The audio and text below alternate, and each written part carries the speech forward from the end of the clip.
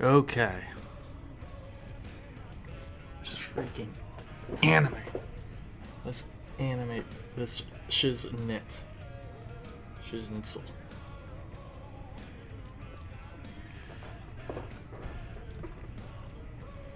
I should put my mic. Let me play around with something.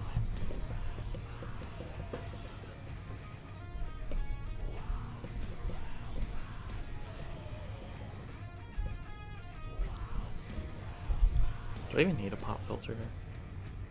Alright, put the mic over here. See how it works.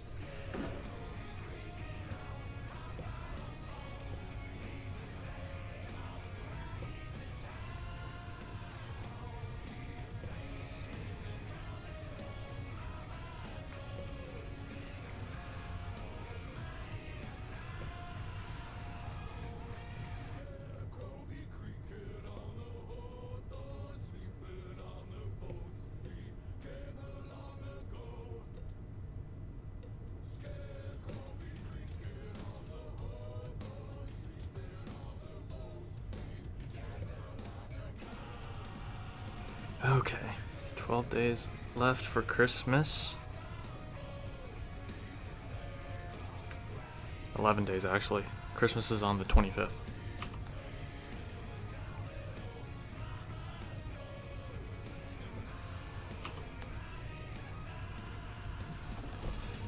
Guys, got anything on your wish list? Expecting anything real good from Sandy Claus?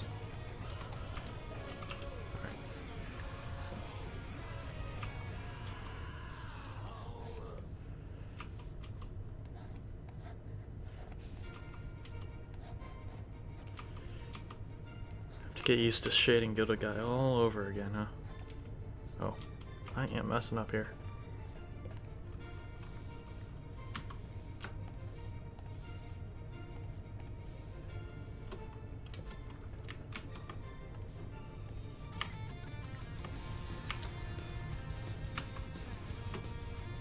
Necklace? What kind of necklace?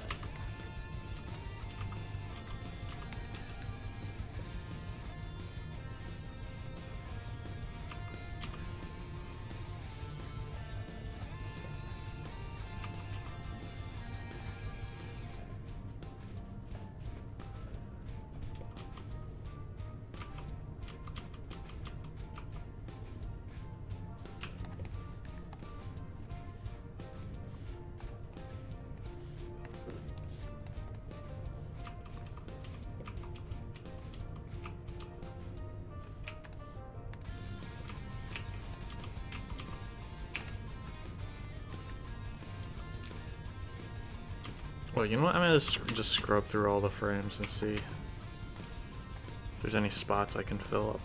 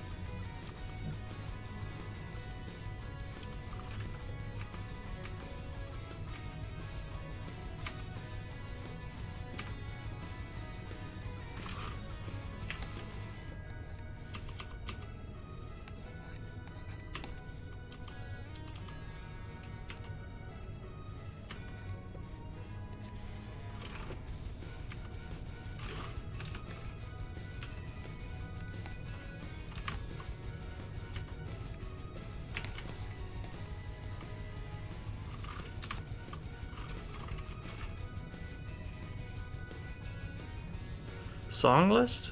Song request is off, yeah. Song list only refers to user submitted songs. Let's see.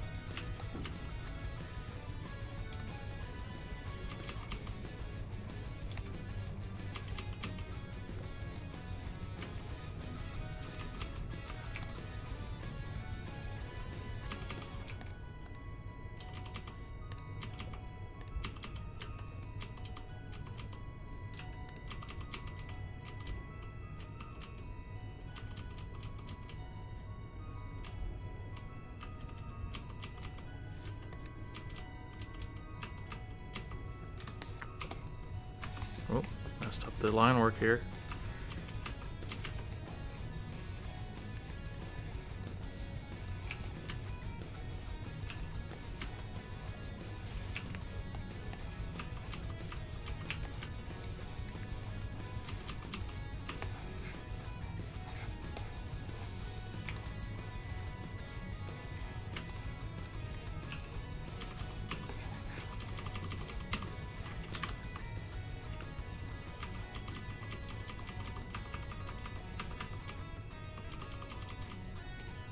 He's missing his, I don't know what to call it, scarfy section.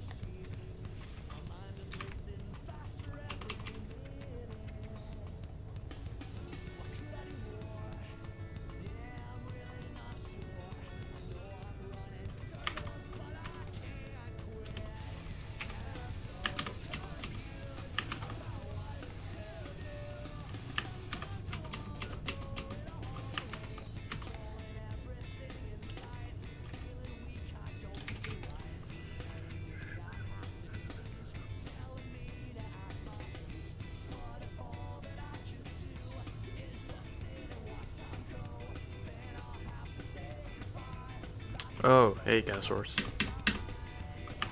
How are you?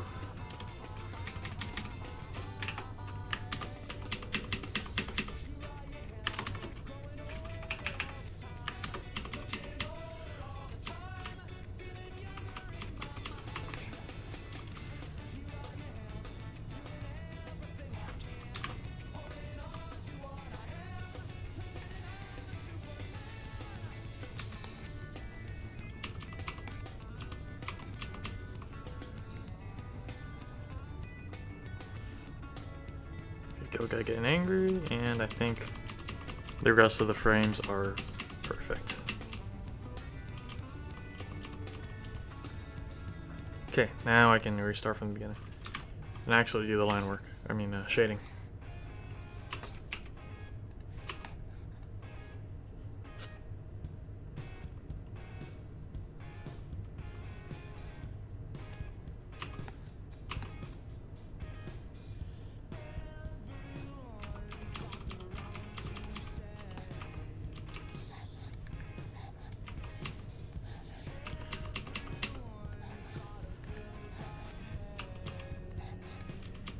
I bet I could get all of the shading on the head done really easily.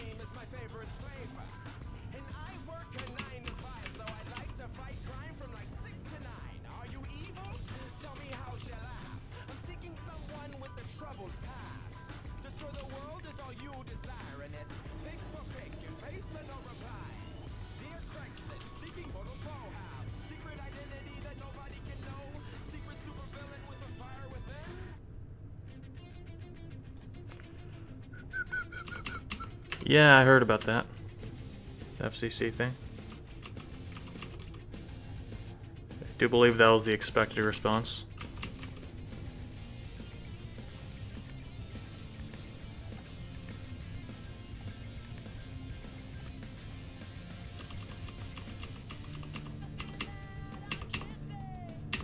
Fashionable scarf, yeah.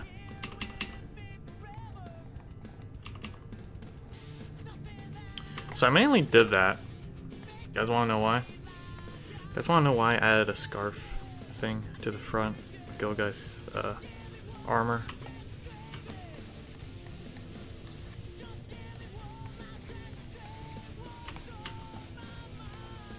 Also the glove thing. I think it's a principle in character design. Well, maybe not principle, but it's a good tip.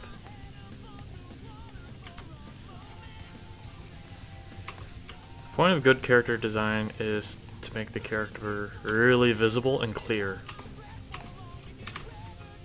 To see him exactly as he is.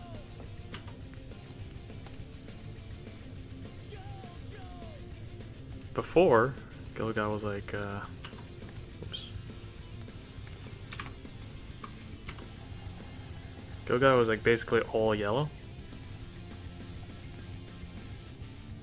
And that works pretty okay for stickmen, you know, against a white background. But since my character is always in a variety of environments, the colors need to be mixed up a bit more. So I had kind of like had the visor doing that thing, you know, got a red visor. But now I'm adding in red scarf to delineate where his head and his neck are separated. So when his head like bobs up and down and does subtle nods, you can see that a lot more clearly thanks to the scarf. Also, I added color to his hands with gloves. Not only because of the story behind them, but because when he bends his arm now,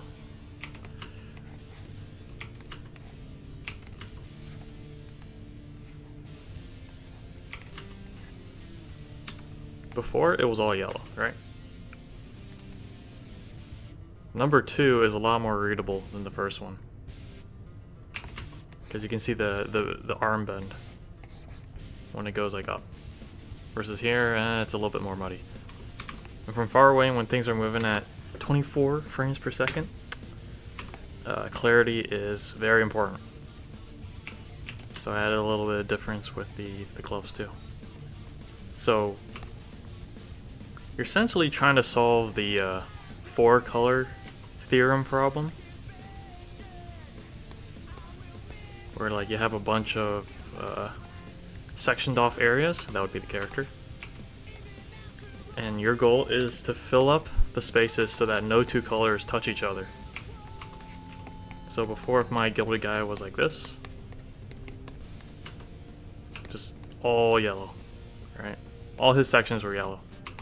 I'm slowly trying to make it so that some of the sections are red, and that makes it a little bit easier in the long run.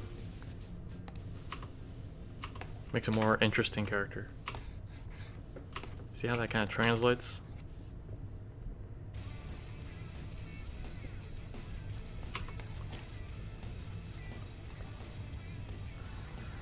And you also see that change with characters you see on TV. Sometimes they simplify the clothes that they wear, sometimes they make the clothes that they wear really different colors. For me, I'm making very incremental changes.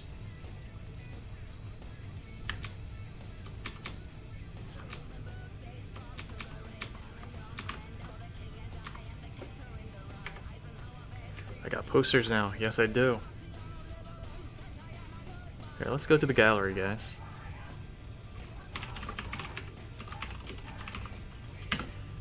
I should put a lot of effort into trying to get these posters set up. But yeah, you got. What is cool about these posters is that they're double-sided, so you get like one image on one side and a completely different image on the other. so you can just flip it over. It's like 2 posters in one.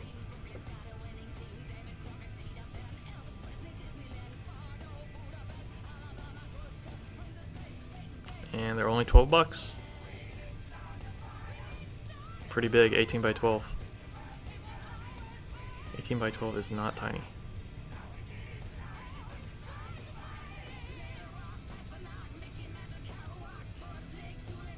So here, go to my shop link and take a look if you want to buy one, or you can gift one to someone.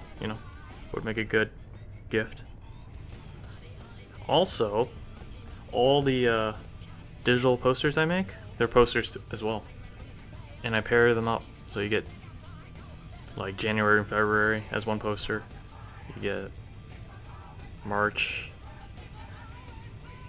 Oh wait, November, December, January, February, yeah.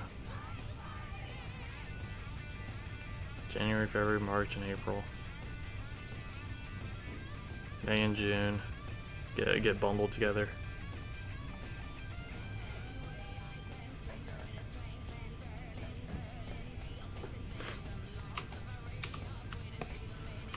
So there you have it. Gilded Guy posters.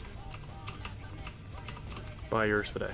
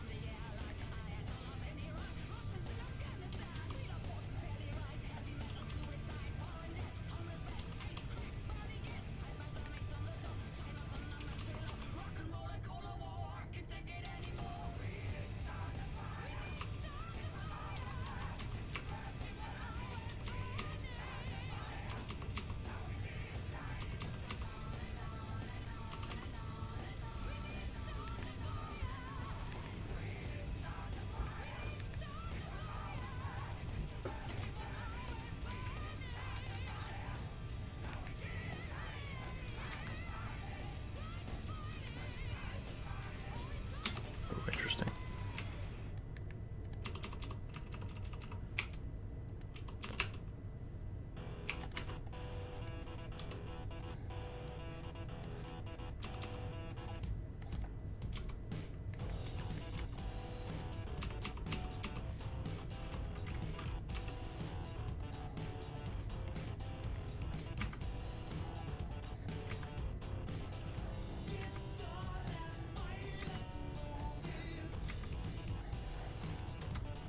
Oh boy, shading.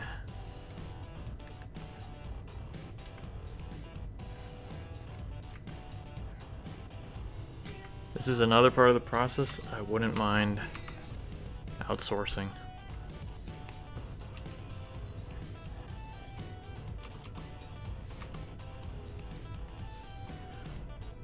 LAN party calls, dang. Have fun.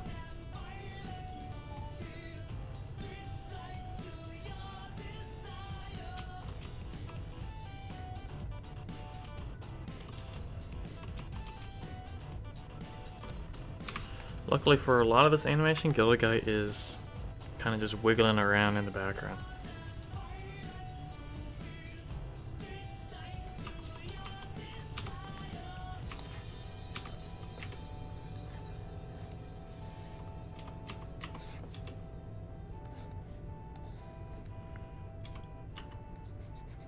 Gilded Guy falling to his doom. Very nice, very nice. Okay. Gilded Guy raging. Dojo Bo. How do you do today?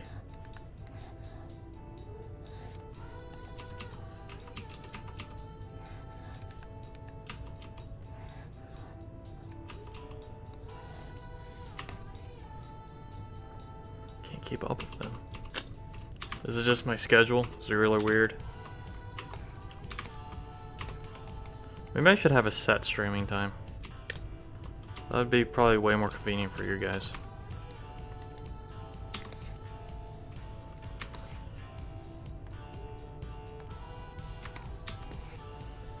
I'm trying to get a schedule down. Right now, I'm on the very volatile artistic schedule, where basically you kind of do art as often as you can when you feel like it, and it works both for and against you.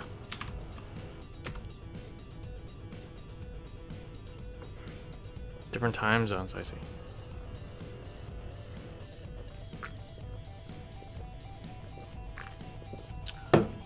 This guy, he does not have a name. I've called him many things before. I've called him 3 question marks. I've called him little guy. Called him little guy. Kid. Little kid. Fan. I called him Tim. I called him Tin.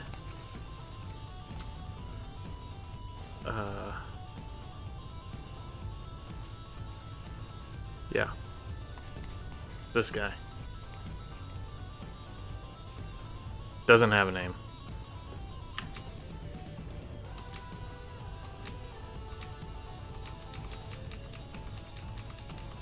Tin Kid. Gilded Guy and Tin Kid. No, I prefer not to have a name for this guy. Not yet.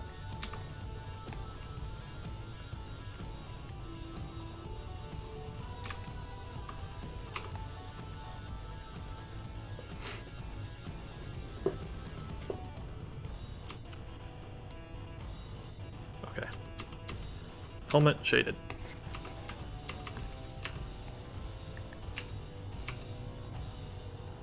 Let's see if I can knock out this entire, finish my part like today. Only downside is that, I'm not sure what I'm gonna do for sound effects.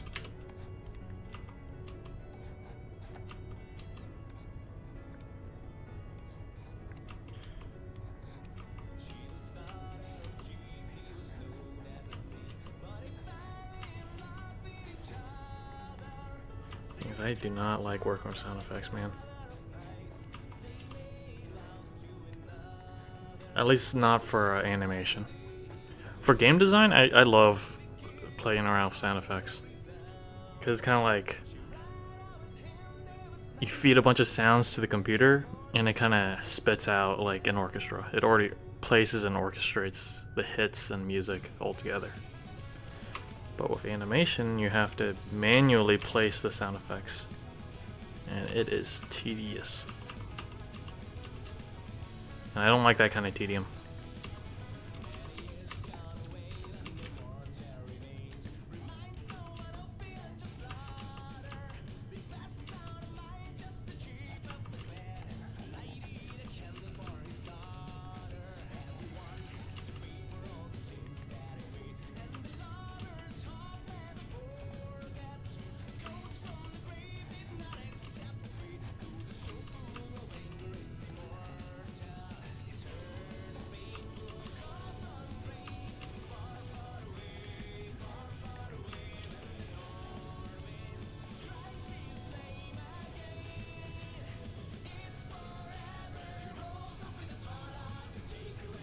How do I determine shading?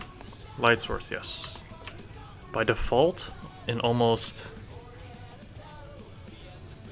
well, in a ton of situations, by default, light always comes from top left. That's just how I see it.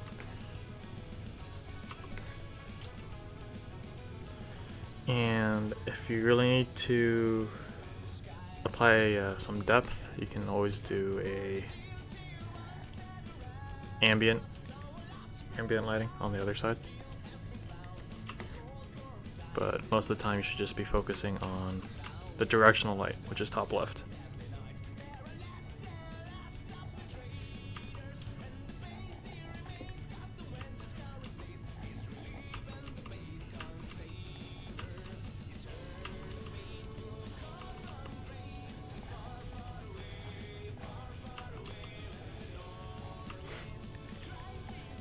My shading is not perfect.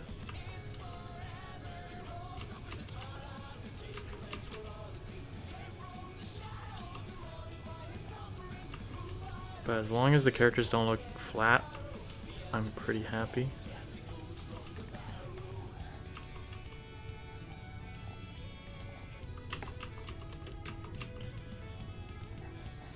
I'm not trying to invoke any specific emotion in these scenes. In these lighthearted scenes, so harsh lighting is not as important.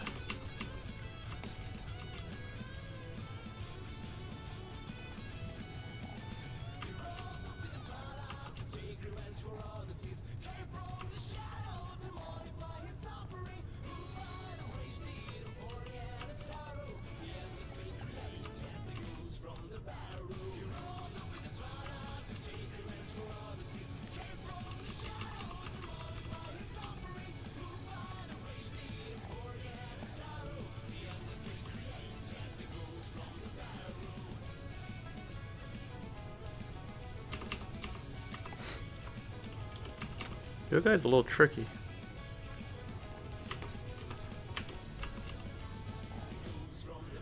Okay, what I'm gonna do is I think I'm gonna switch up my efforts,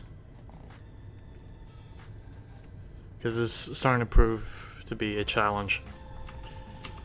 I'm gonna try to be more conscious of when I'm doing line work, right? Sometimes we just kind of drudge through it. Right now I'm kind of slowing down. You see, like yesterday I was going like super fast and like hitting keyboards every other second. Right now I'm like feeling a little sluggish because I'm uncertain about the lighting situation. So to improve my flow, I'm gonna make the task easier by focusing only on, focus only on the scarf and the closest arm. And that will allow my little brain to go into autopilot.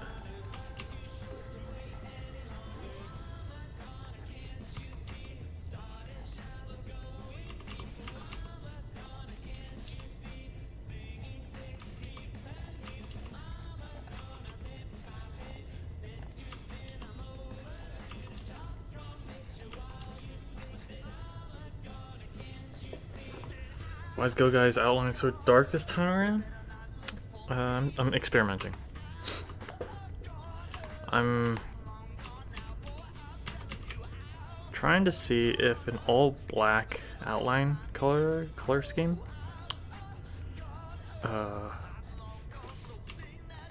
still looks appealing, because technically it is easier to work with.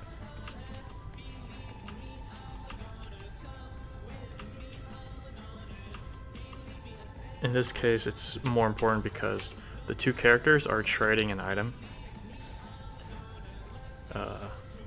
This little guy is giving little guy a flower, and the flower's outline is connected to little guy.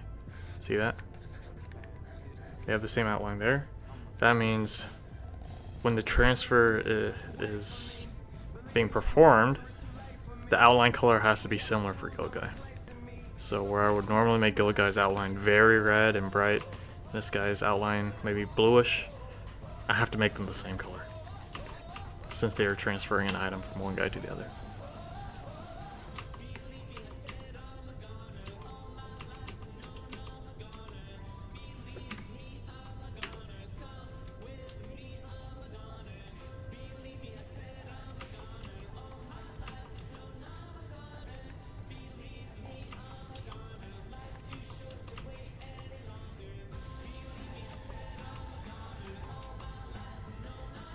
I really should add sound effects to this.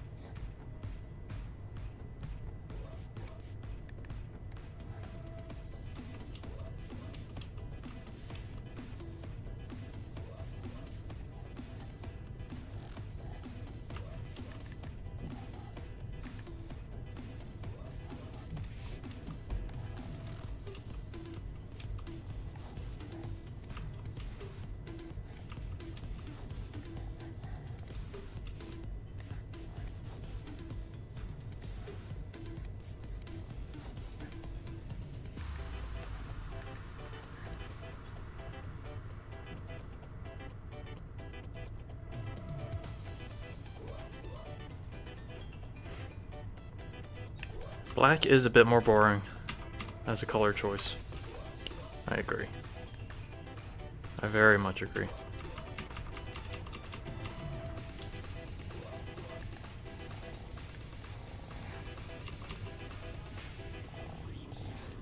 But if I want to improve, I have to experiment with other styles, even if the current style is working fine. You know?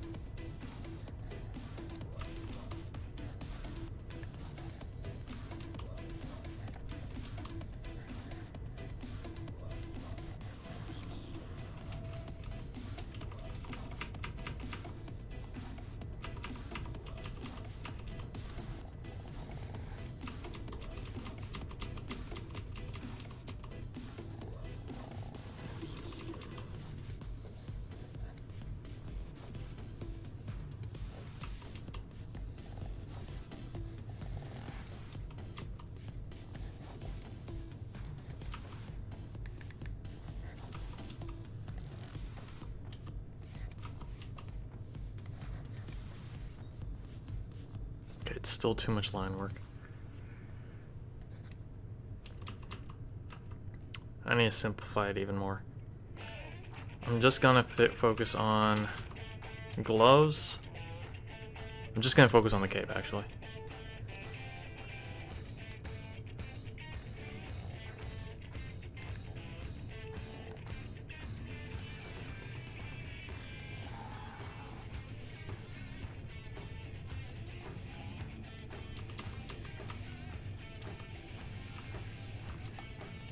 Guys probably can't even see the thin lines I'm putting on the cape.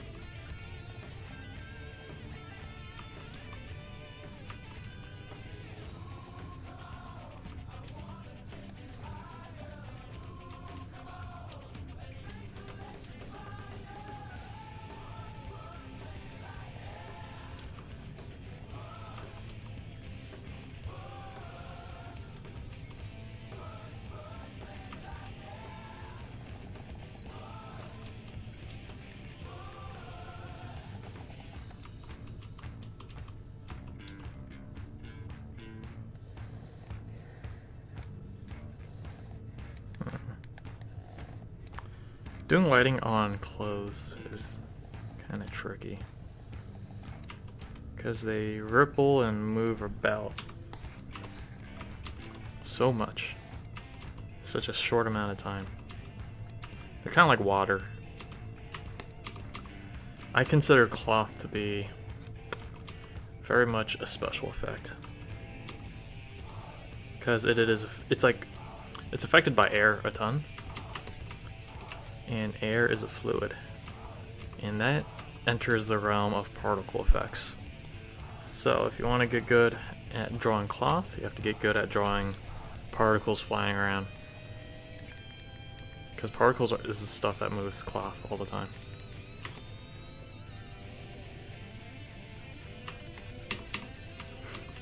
It's also not, it's still affected by gravity.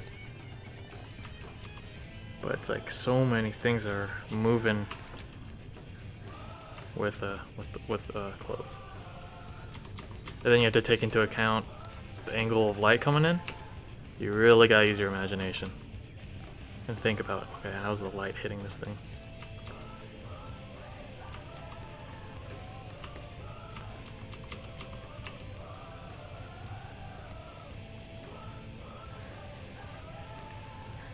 But I think that's what makes special effects so much fun.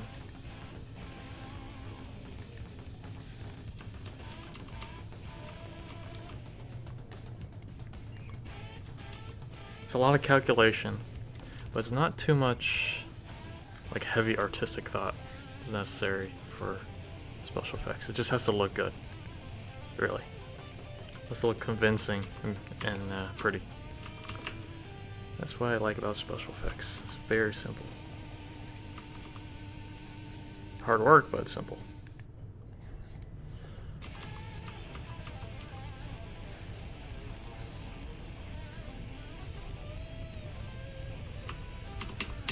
Oh, hey Ben. I was just talking about the calculation involved with making clothes, animating clothes, cloth flapping about.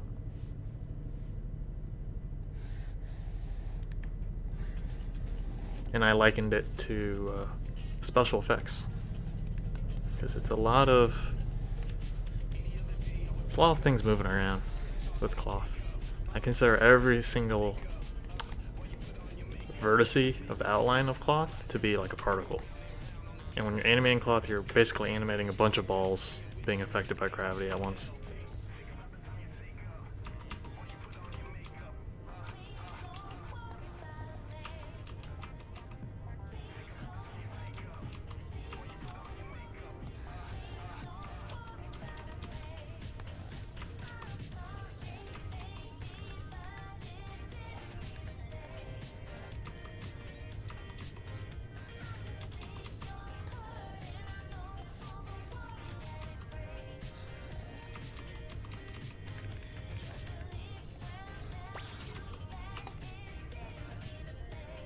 Oh, thanks for the holiday cheer, Crystal Strong.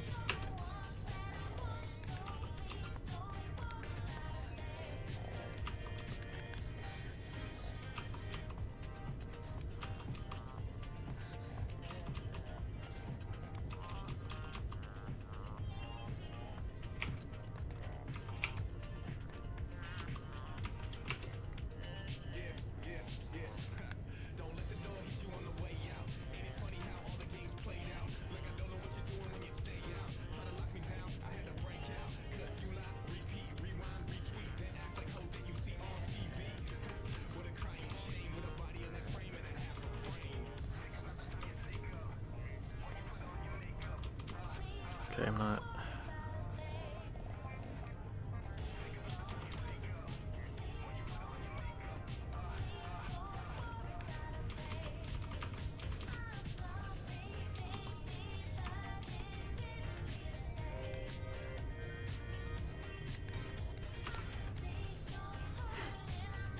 It's time to end this water once and full.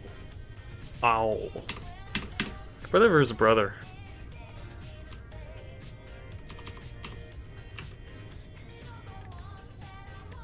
That video makes me laugh so much.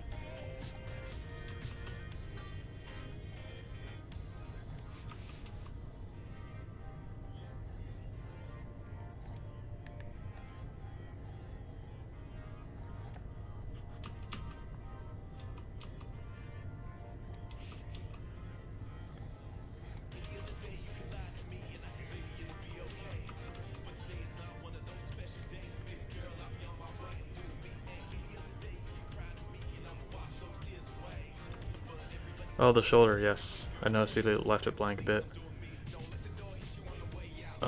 Maybe this part was supposed to be yellow. There we go. I don't want it flickering. This part's red.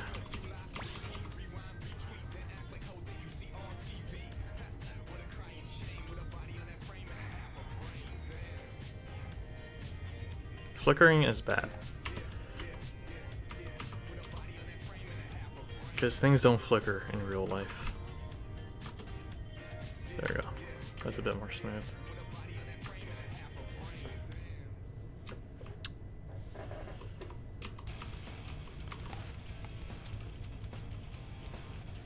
Okay, I gotta keep this simple as hell.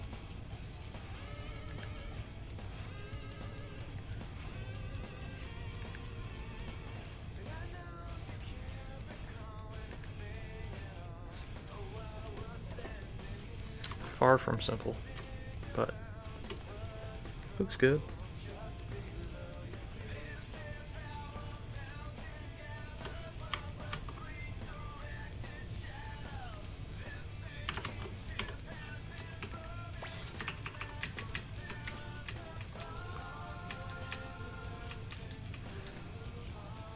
If I ever move away from Flash, this is going to be a feature I miss. Being able to manipulate the shading lines in a way that I could reuse them. Tojobo, thanks for following.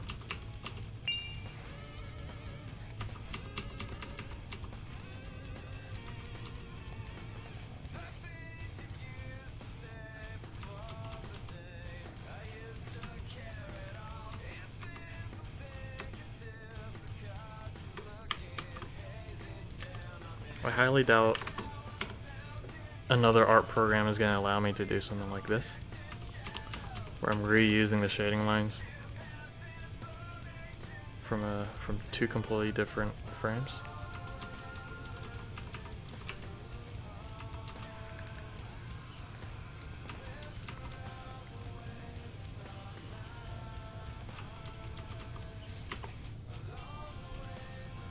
Oh yeah, the coloring is great. Basically did exactly what I was expecting. I didn't really have to fill up any of the spots because they were so small.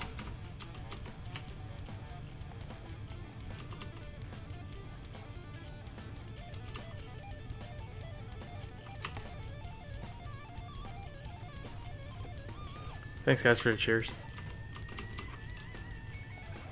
Also, what's up, Night Vibe?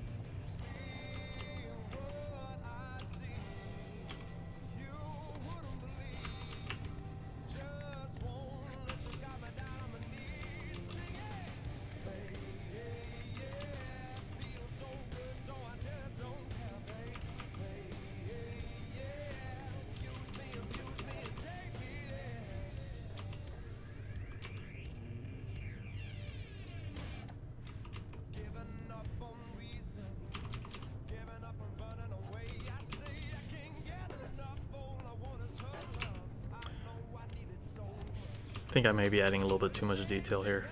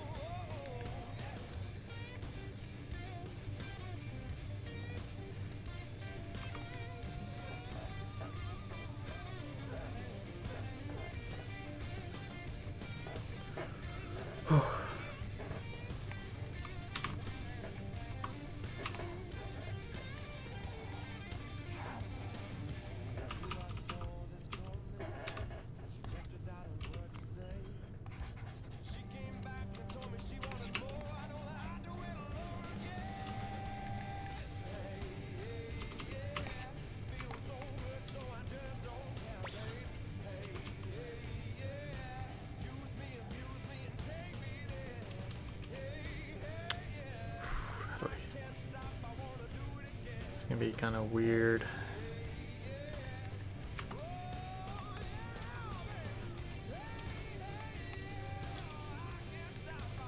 Because it's not entirely clear what part of the cape is hitting the sun.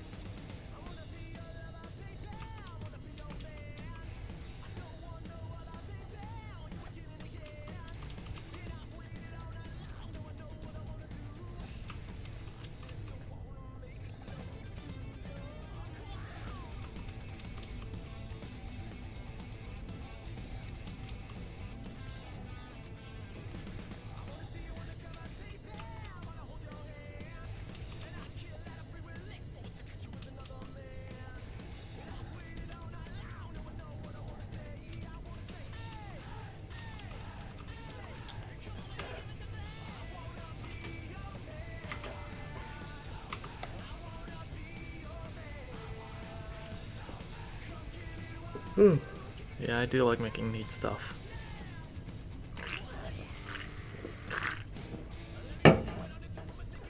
Soda, sugar.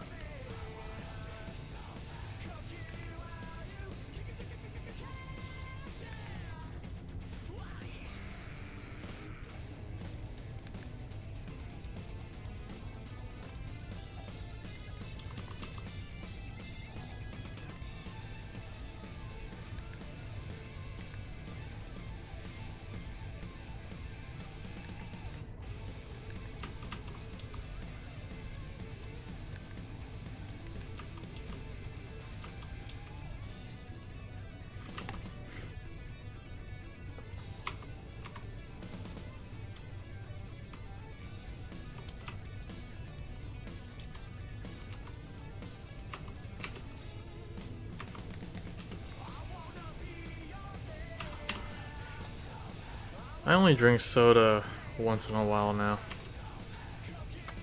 When I was younger, I used to like crave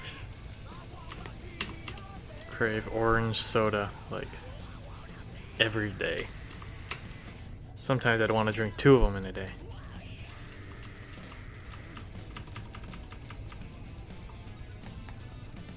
Actually, that's not true. Well, 1 a day was enough for me. But yeah, I used to drink soda like every day. And that was not exactly healthy.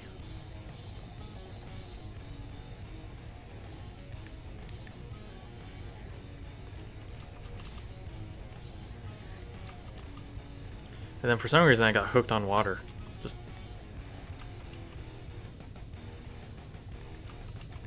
I think throughout college I was like getting used to like living on my own. Like out of the house. And water was like the easiest drinkable thing you could just quench your thirst with.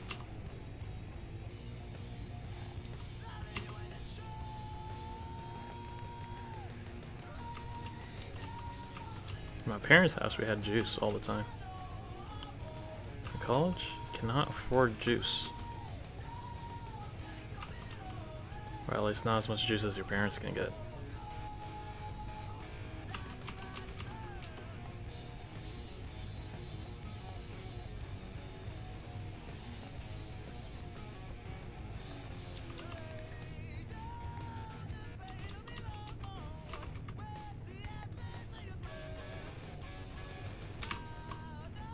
Vitamin water. Is vitamin water much more expensive than regular water or filtered water? Is vitamin water flavored?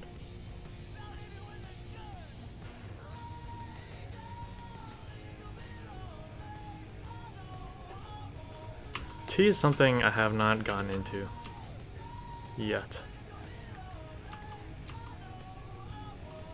I've gone into coffee, but not tea.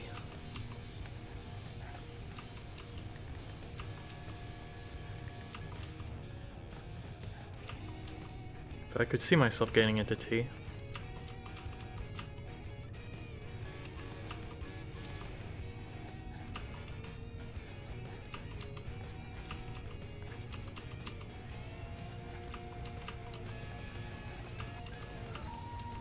Because it smells awesome. The taste for me, it reminds me of perfume. So that's where the smell kind of works against me. It's so fragrant.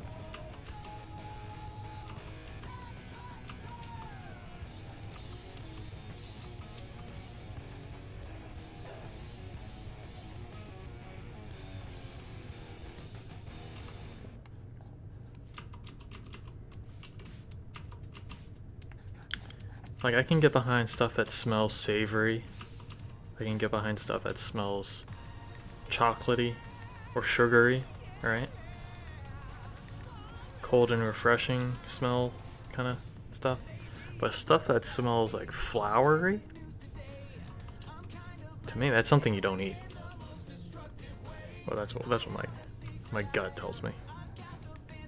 So then that kind of informs how much I enjoy the tea. And I never really got into it.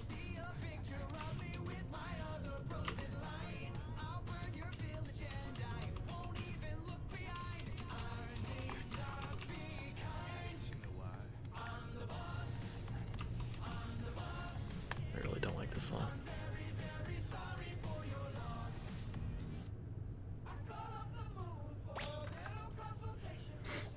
I like gamer music, but certain gamer songs, they just have gamer lyrics, and the actual melody is just very, very meh.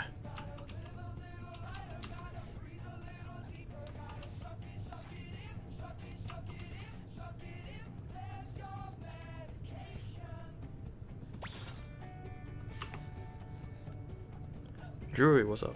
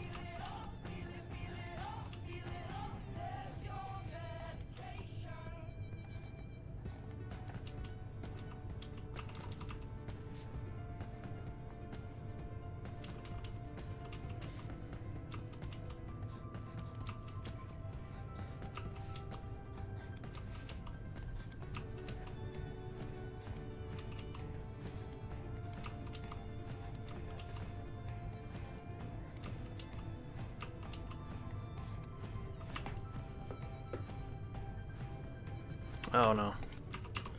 Sorry to hear you're sick, man.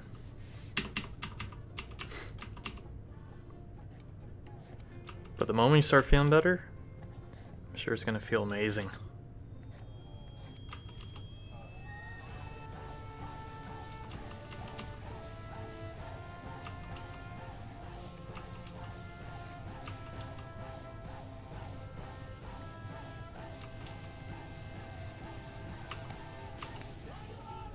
Hawaii.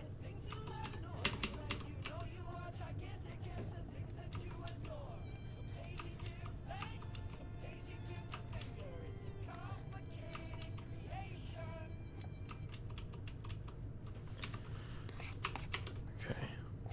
As he moves farther away, I can reduce the amount of effort on the shading.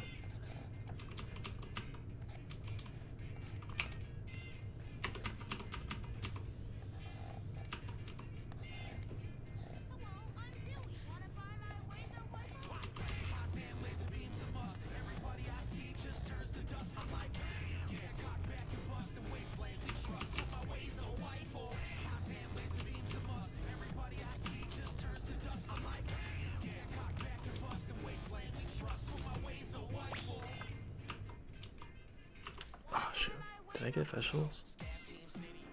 No. I need to buy more vegetables.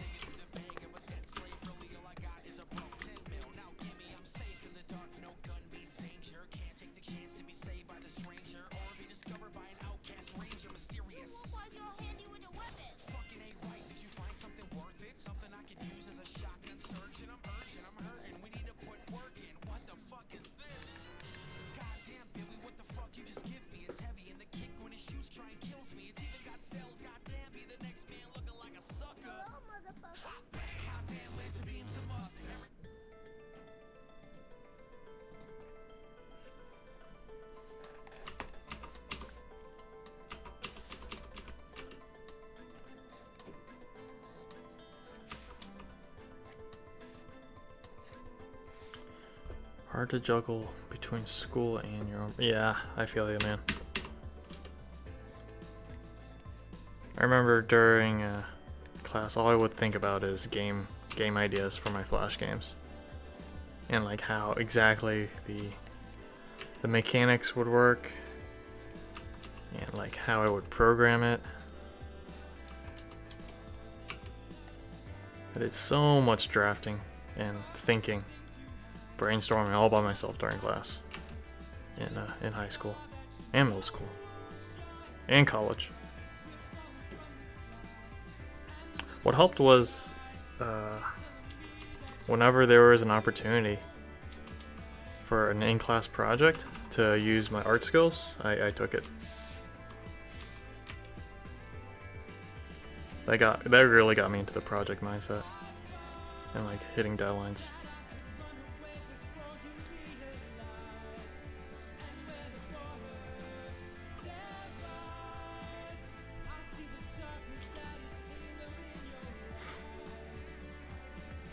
Finals. Is that ending the semester already?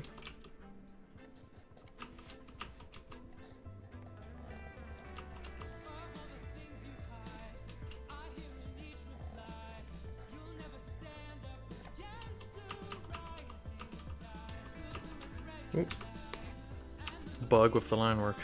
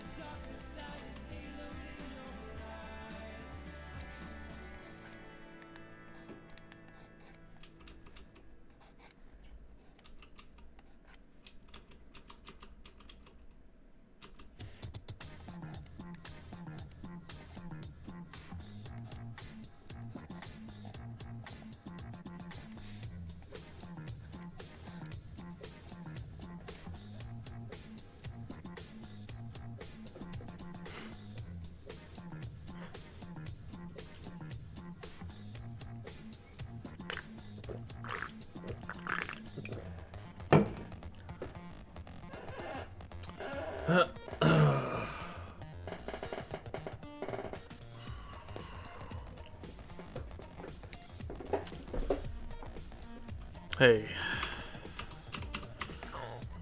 Oh yeah. Yeah, slurping.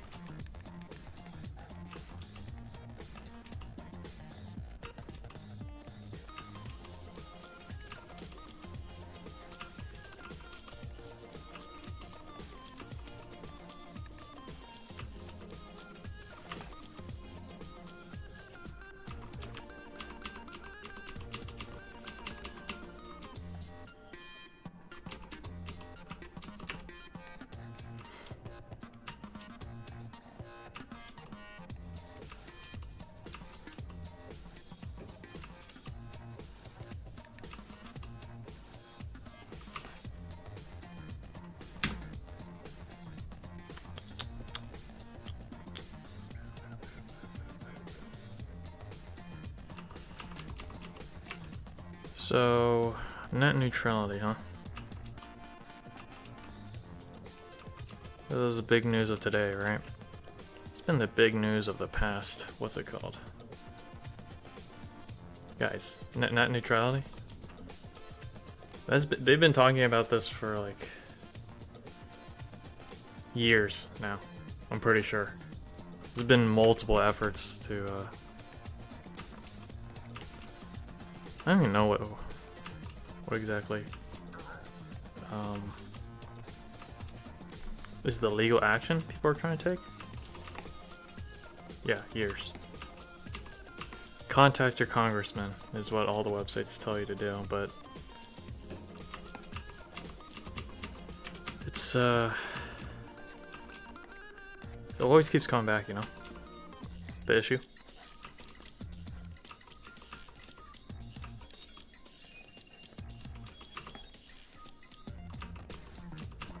Honestly, it is quite exhausting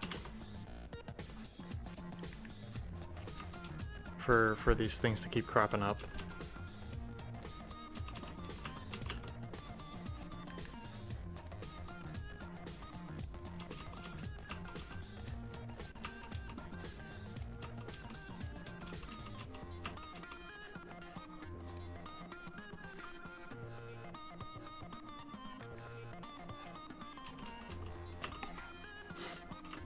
I think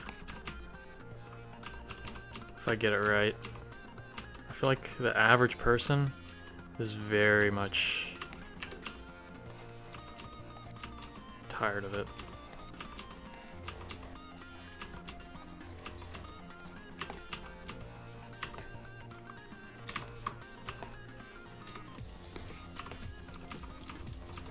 That's something I don't really like about political movements. There's such a thing as too much exposure, in my opinion. Not only does it fall on deaf ears in DC, which we're not even entirely sure if it does fall on deaf ears. They do say they read the comments, but I don't know. I don't know what they do. But also falls on deaf ears on the general public. That's how it is with a lot of activism. It's like knocking on your front door every day. Every website, every forum you go to, they're telling you to do this one thing, and people's psychology is just, even my own. You start to lose enthusiasm. It gets, it becomes far too popular for its own good, even if it's a great cause. It just gets tuned out after a while. I feel like that's where net neutrality has gone. It's pretty much dying as a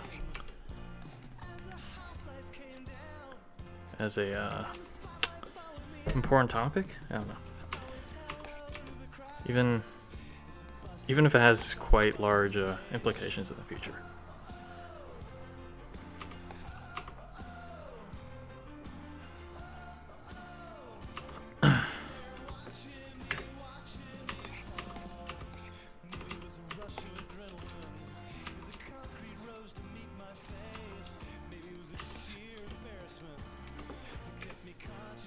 So, I think different action has to be taken besides, plastering it on websites and saying, oh, this is what you gotta do, write emails. I think different action has to be taken. Not violent action, but more proactive, solutional steps. Legislation, that's always an option. But there are other options,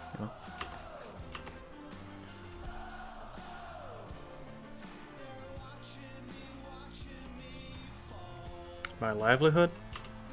Maybe my current livelihood, but it's not the end of the world. Internet is not everything. People will find a way. You underestimate the power of hackers and very, very smart people to form their own communication networks. Honestly, I feel like people will be able to send satellites into space on their own from their backyard. That kind of crazy stuff in the future. People will be able to set up their own internets in the far future. If what I've read from Isaac Asimov, which is like a sci-fi author, he's had some crazy predictions about where technology can go.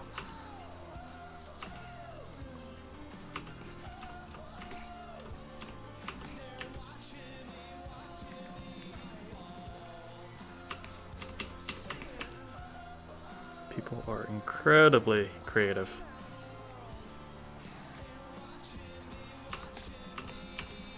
People fly drones now as like a hobby. That's kind of crazy if you think about it. You basically have your own little like robot airplane. That's like sci-fi stuff from Star Trek.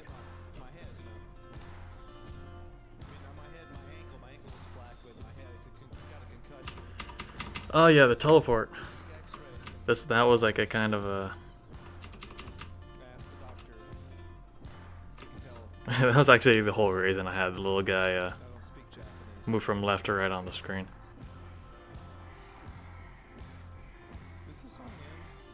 To provide us like a quick way to get Guild Guy in place right here in the middle of the screen, and then we have little guy point up at him so that, you know, we look up towards Guild Guy. So we're kind of looking in this general area.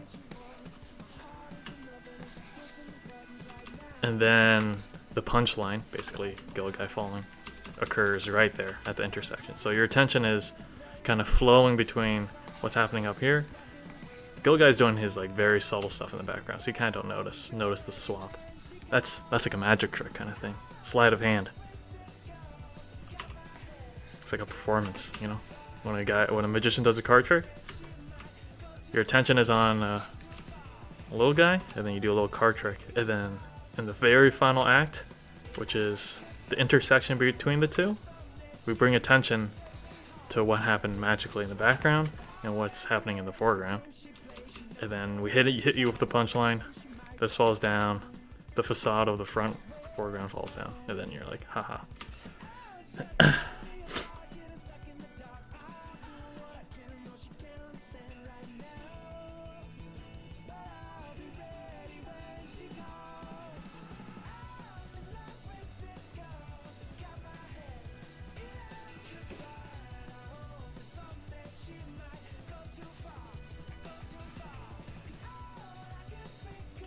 See ya, Drewy. Oh yeah, staging. I think staging is one of my favorite principles because it doesn't require too much drawing ability. It just requires a little bit of creativity. And that saves a lot of time because thinking about things in your head is way faster than having to draw them out on the page. So I like the principles of animation where you can just twist the situation in your favor rather than having hard set technical prowess.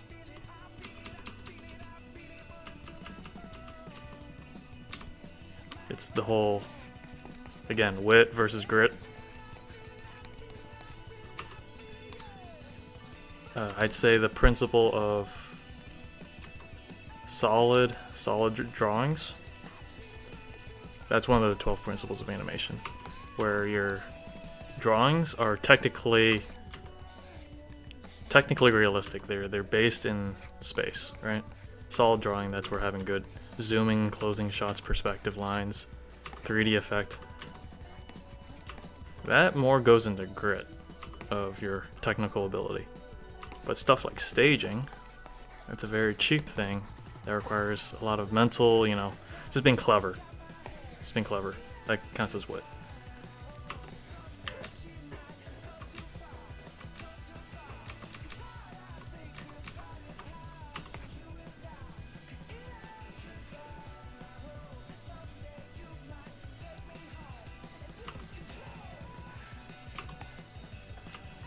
I think it's fun to just split stuff into dichotomies.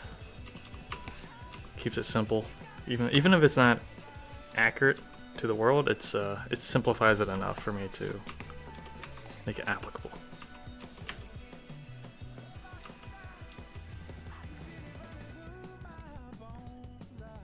Plus it makes it feel very elegant. It's like, it makes sense. And I feel like when I'm learning something, as I am always with animation, when I hit those, oh, that kind of makes sense. Makes me feel like I'm not wasting my time. I think that's important.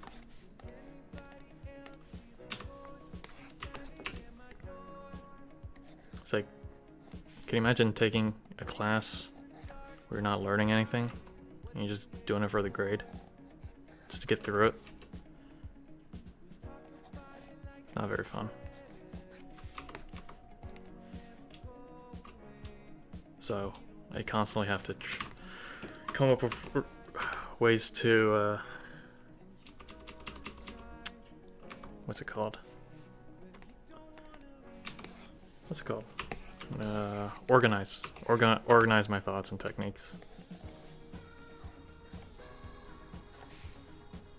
I need to feel like I'm building knowledge or something.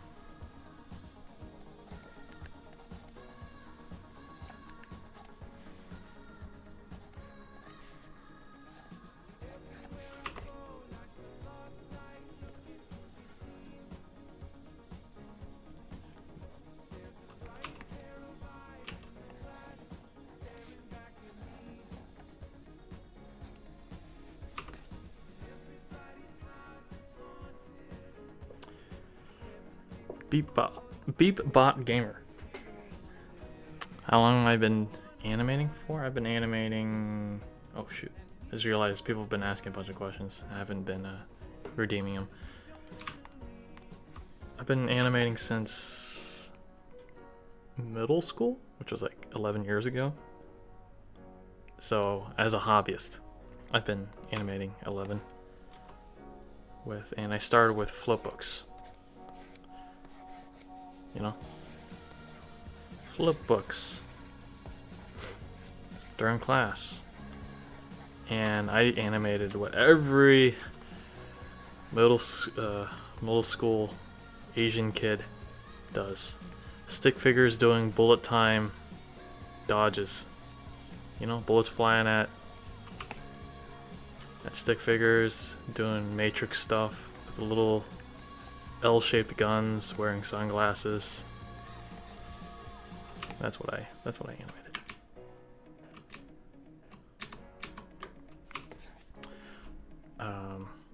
More professionally, I've been animating for, I want to say 3 or 4 years. I considered myself a professional animator the moment I started earning money for it, which was my freelance work in college. So you could say about 4 years professionally.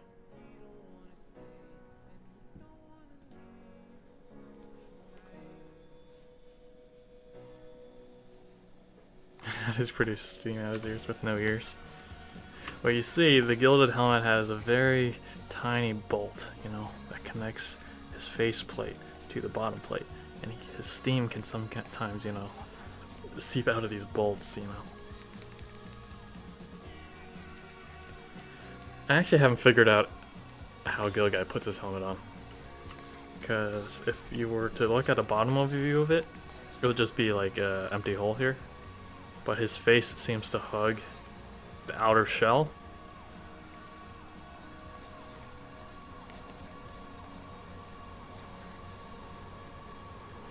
So how he fits his head through this tiny hole, we'll leave it to cartoon physics. One of the reasons why I don't go into 3D.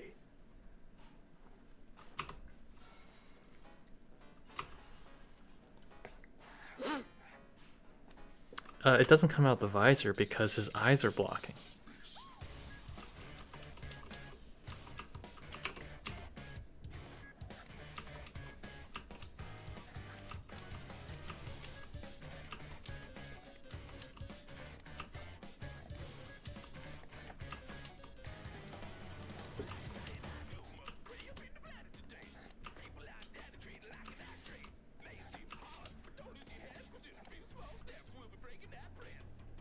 Latch in the back. Ooh. Actually, that could work, because a lot of the time you see the front of Gilguy's head, you don't get to see the back as much. So I could like somehow canonically slowly insert a little latch that kind of looks like this, but make it so tiny that, you know, you weren't supposed to see it ever. I think I could get away with maybe with a line, a single line. People would forgive a line. So when you see the back of Gilguy's head, you'd see a line like that when he's tilted up. When he's looking downward, like imagine his eyes are on this side. Just the line would kind of indicate which way his head is tilted. And that would that would kind of represent the nape of his neck, right? So it would also anatomically make sense that I would like just put a small little line, and then one of these days in an animation he'll take off his helmet, right? And then we'll see that the line was actually a latch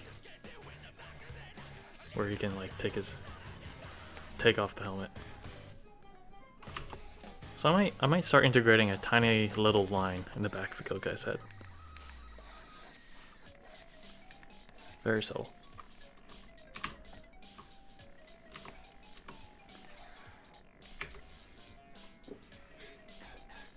Okay, let's I'm gonna slowly go through these questions.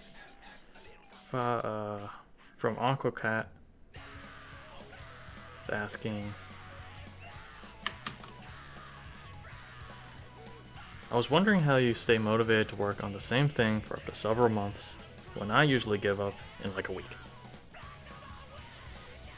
Is Aquacat here? Motivation, huh? You know, I'm actually not like a super motivated dude in like by myself.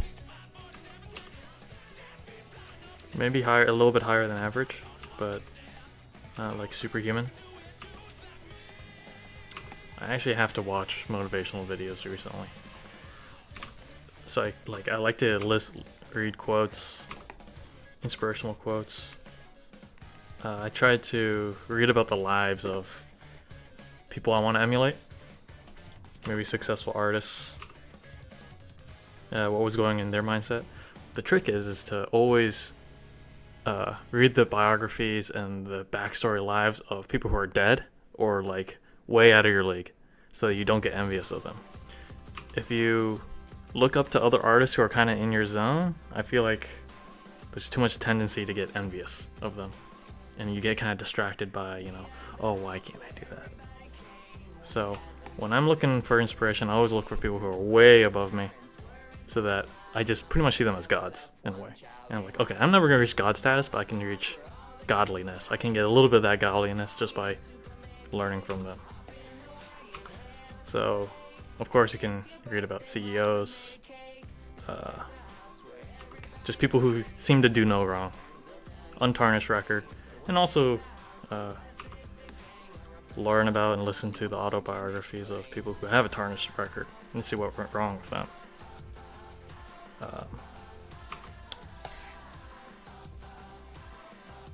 I really like reading quotes.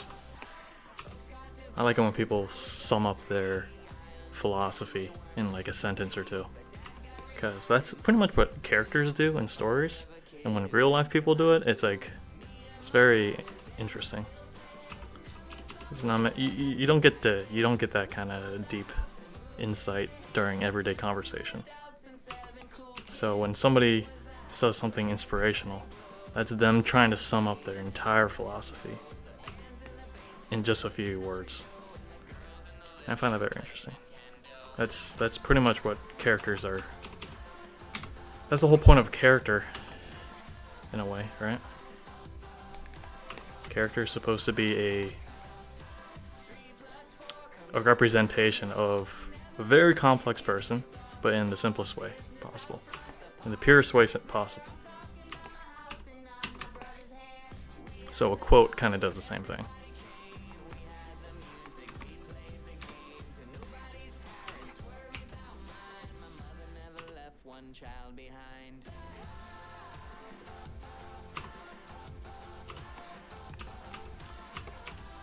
So that's one of the ways I stay motivated. To relate it more to your question, how do you do this for months? You really got to have systems in place to allow yourself to tolerate the boredom, the repetition, the monotony. I'm pretty sure school trains you to do that very well. They have very good structures to make you go to class every day, make you do consistent amounts of homework and reading every day. That pretty much trains you to be able to handle the monotony of any job, including art.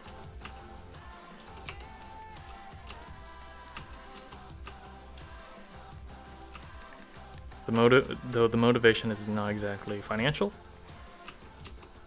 when it comes to art, because art is typically not not something you go into for the money, right? So you can't rely on that kind of motivation. But I don't know. It's different for everybody.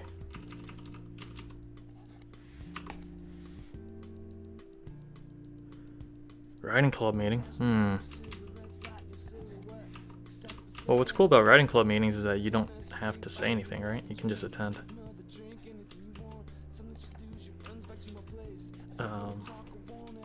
Are you working on something that requires writing, Ben?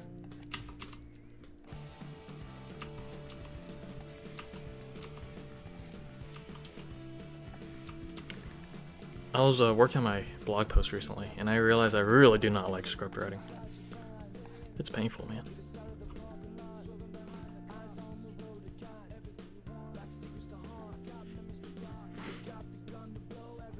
I hope Aqua Cow.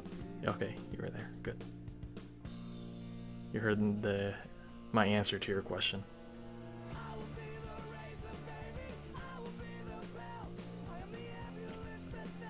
Nerf Cyclone. Do I miss my... Yeah, I miss my coworkers a lot. When you see someone on a daily basis for 8 hours for 2 years straight, they pretty much do become a part of your life as much as sleep becomes a part of your life, or eating, or any other daily routine. So yeah, I miss them a lot.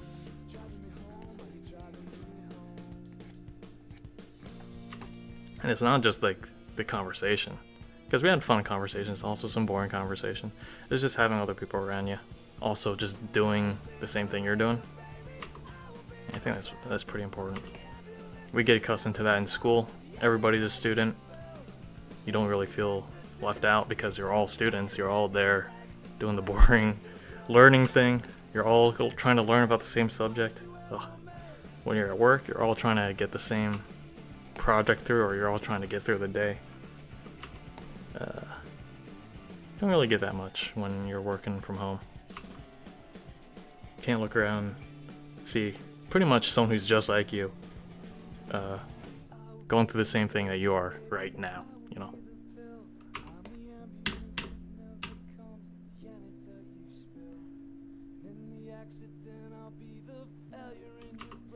Thank God for streams, though. You can watch someone else working on their stuff, and even though it's not this exact same thing you're going through, it's close enough.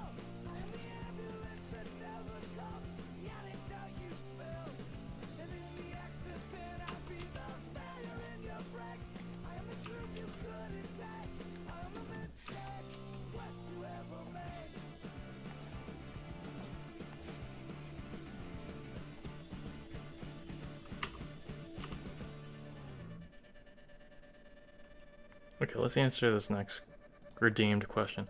If you guys have a question you really want answered, you can redeem it using the new overlay extension thing. If you hover over the actual stream, like, you know, what you see on the screen, you'll see on the bottom right, probably around near the tip coat area, you'll see a little icon pop up. You can click that and track your points. And this is a way for me to keep track of who's pretty much, you know, watching the stream regularly, and I'll try to prioritize questions and other fun rewards to those people who stay more dedicated, in a way. It's a loyalty system.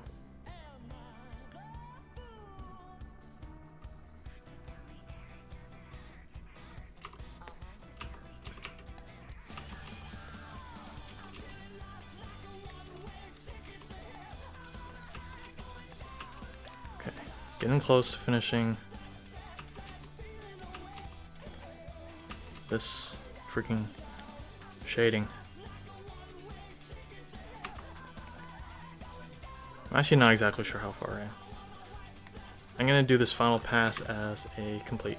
So, where I've got the chest and the hands and the arm, it's time to get the Where am I? Where am I?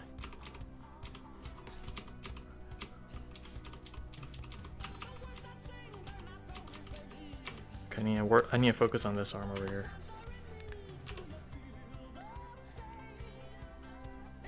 Is MC square here? They,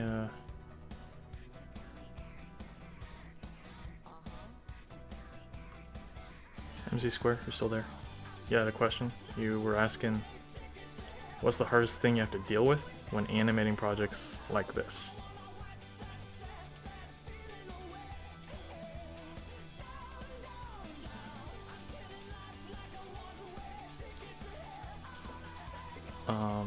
Okay.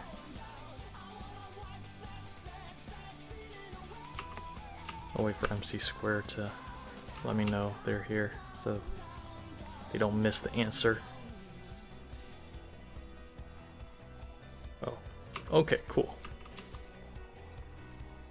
Question, once again, was what's the hardest thing to deal with when animating stuff like this? Stuff like this, I actually enjoy collab parts, or not collab parts, short animations like this right now. 30 seconds? It's,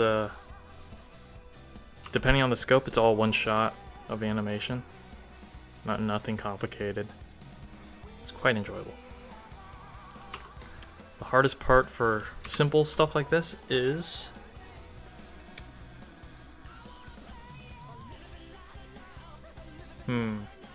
initial line work is a joy, right? That's where you see the magic come out. I'd say it is precisely what I'm working on right now. It's this shading step. It's just so much line work. Arguably almost more than the original. Arguably. Yeah, not exactly true, but it's not very magical, in my opinion. Because all of the fun stuff has already been done.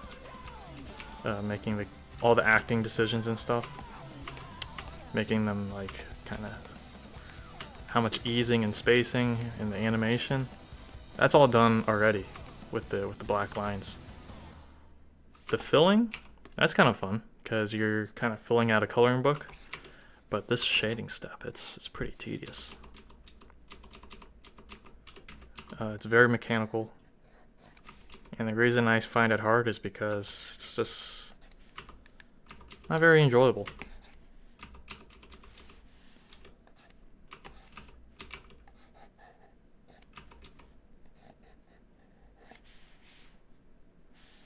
If there was any step I would really want to outsource to a computer or to someone else, it would probably be the shading step.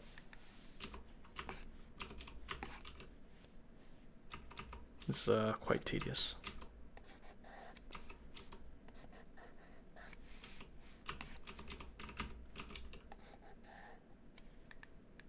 And I think that goes with shading any sort of object, whether it's a TV or a character.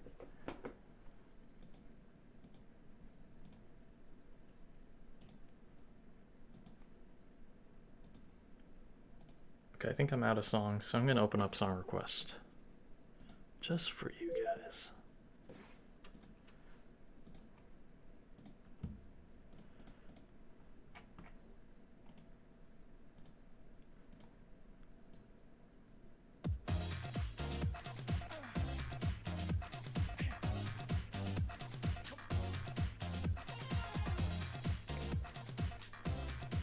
What is this? Let's take a look at video keys link. Is my flash not enabled here?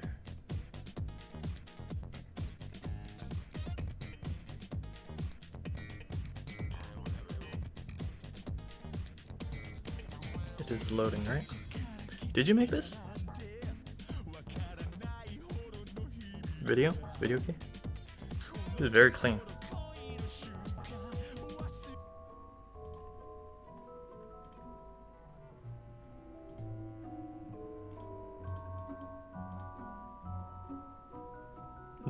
This be Ruska?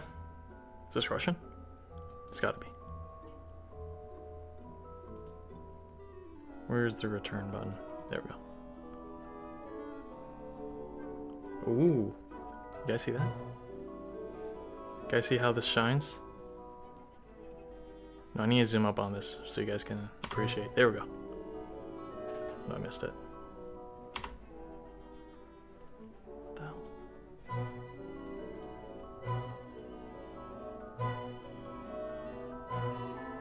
Anyways. I don't know what this is saying.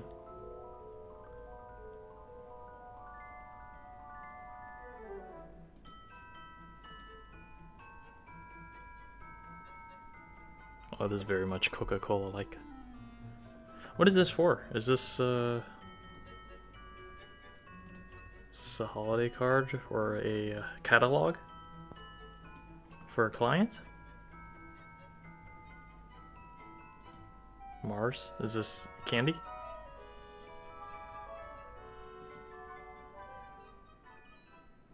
Here's an order. Let's take a look at this.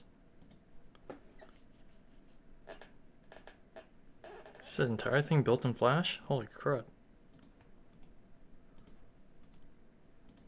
It's crazy.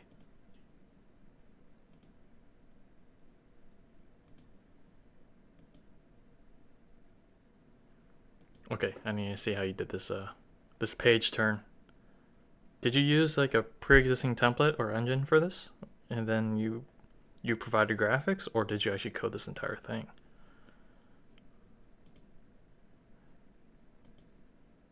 It's like an overlaid movie clip, and then they play the animation, and then but somehow you got this really awesome masking effect to make it look like the page is on there.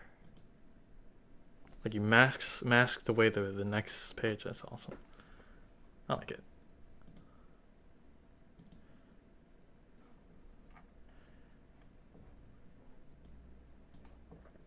Okay.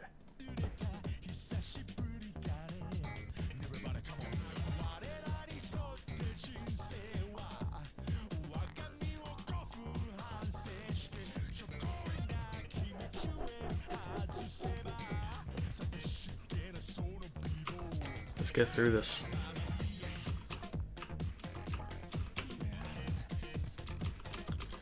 Slow and steady. Actually, according to the book, The Slight Edge, it's a book on habits. It's not slow and steady wins the race, but rather steady wins the race. It's way more important to be steady than anything else. You could be steady and slow, you could be steady and fast, but as long as you're steady.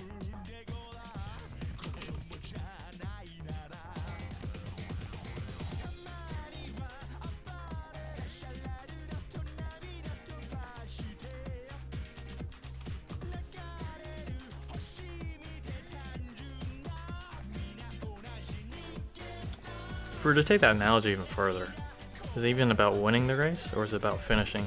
I think it's more about finishing, crossing the finish line. And I'd say almost 50% of people just, more than 50%, 75% of people do not even finish the race. So by that default, you win. Because you're in that like top 25% who actually finish the race, aka your artistic project. So there should be max emphasis on steady so that you complete your project. Then you can worry about climbing that last 25% for future races. But remember that every race that you finish, you're pretty much winning.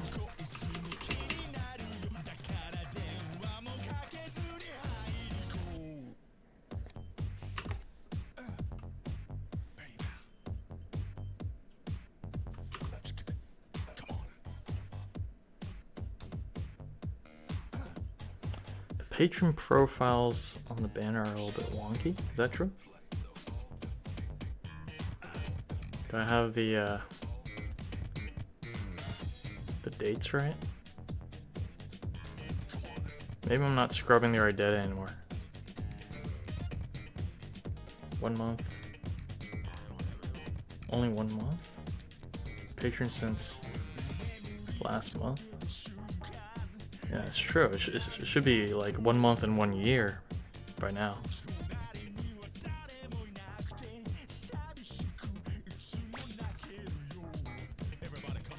Oh, awesome. Thanks, Pure Angel DA. 100 bits. Does the tip cup go up?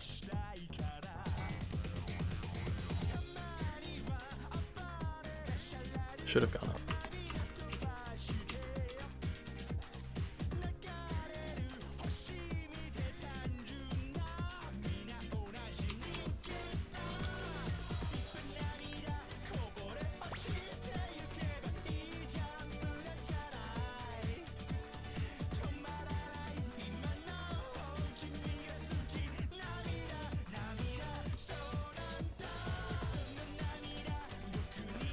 I just realized I haven't been shading the flower, so I have to do that on the next pass.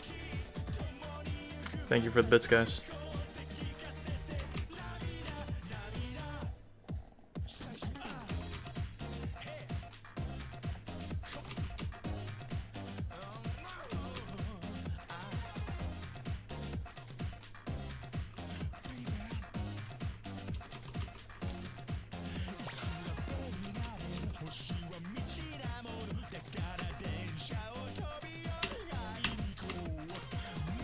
Have you guys seen all the holiday bit emotes?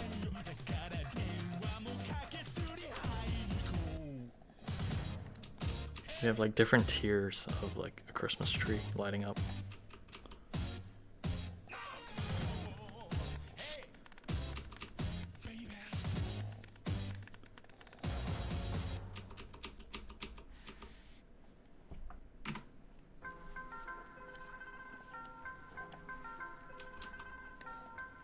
Why the heck am I detailing this body so much?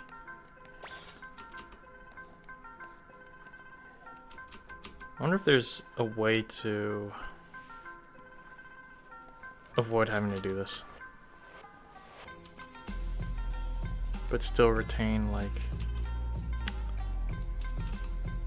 decent shading. Because what I'm going right here is a bit overboard in terms of detail.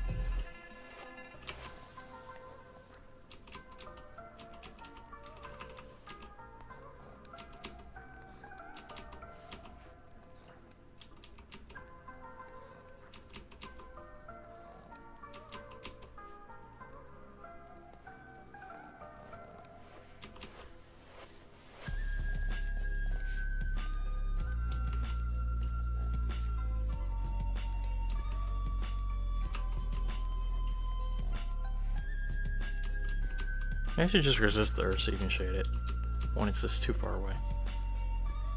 Those guys just too far away, don't shade it.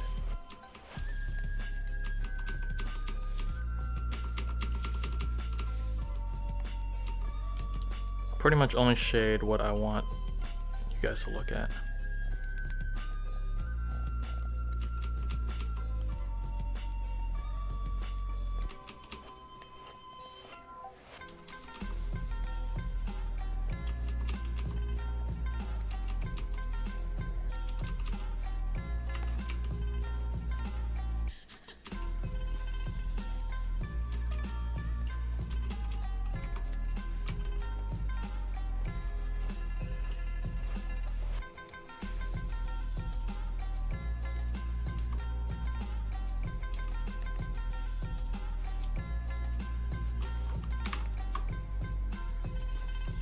Whoa, Pops MLG with a bunch of bits.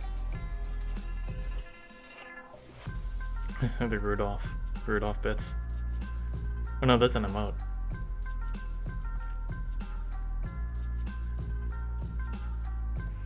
Thank you guys. Okay, we still have some more questions. Let me, okay, that's done, that's done. Let me save. Why Rudolph get a comfy bed? Did you guys all see the skit in the latest speed paint? I feel like that didn't, since I hide those animations within the speed paints, not everybody, not all my followers and subscribers get to see them.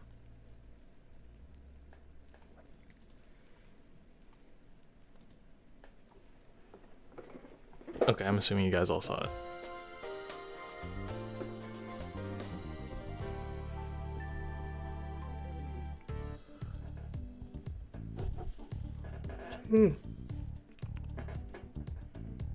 Where am I at now? 2 hours? I should probably get up and move around. Okay. Idea time. I will color. I'll put the shading line in for this flower. Then I'm gonna take a break.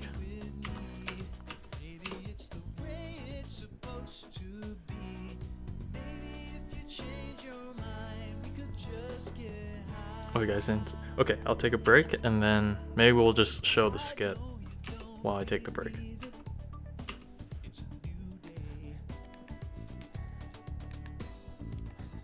Just to give some of the viewers who hadn't seen my latest creation an idea of what we're talking about.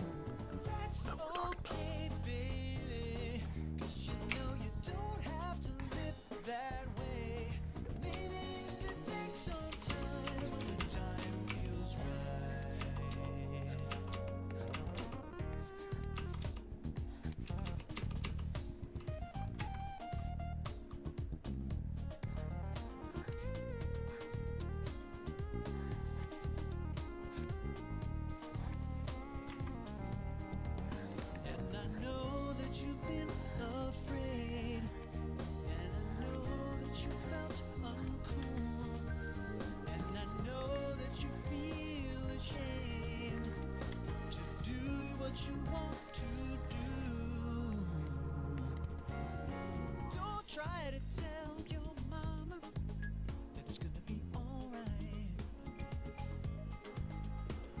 A skit for April Fools.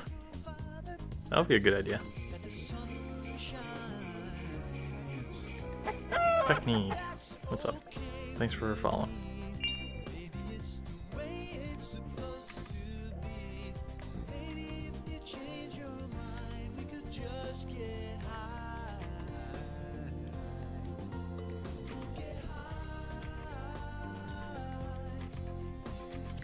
Get high. Okay, I'm not gonna put a shine on this very tiny flower. I don't think it's worth it.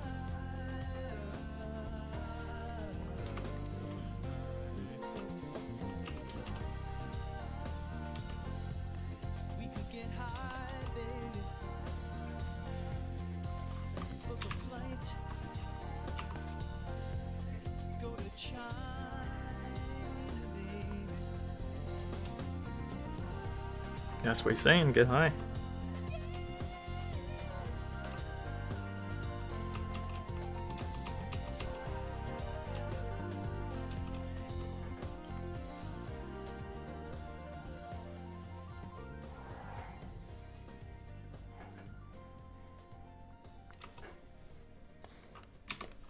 Oh, I did not shade here.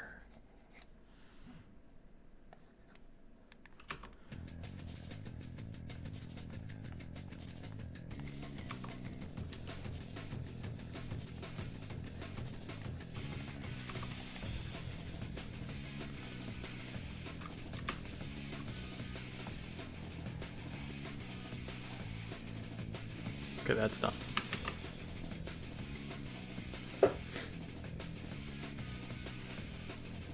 Oh, we got a video from Funky Doge. And a question from Danewell. Okay, let's answer these. let's answer the question. Question from Dane Will 10 says, are you going to pencil in more detail for the armor more often, or stick to brush tool most times? Either way, it's pretty damn neat in its sense. You know what? I'm still haven't settled upon which one I like more. I'm going to probably switch between the two. What Daniel was pretty much talking about is, am I gonna do the painterly flash stroke on the outline for everything? Or am I gonna do what I did in Gilligan vs. Bach and try to get as much of it done in pencil tool, which is much thinner and doesn't have thickness, and it supports more of a sketchy style.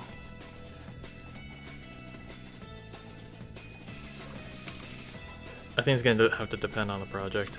If I want the project to look nice and polished, I'll probably go with this one on the left. That's my traditional style that looks great when I use lots of color and lighting, because the thick lines get a chance to absorb the colors of you know, the shiny glows that I use all the time. And by shiny glow I mean these things. See how that blue, my black outline absorbs it way better? That makes for some very beautiful animation. But when I do it with pencil tool, these shines don't really get a chance to literally shine on the outline. So it's gonna have to depend on the project.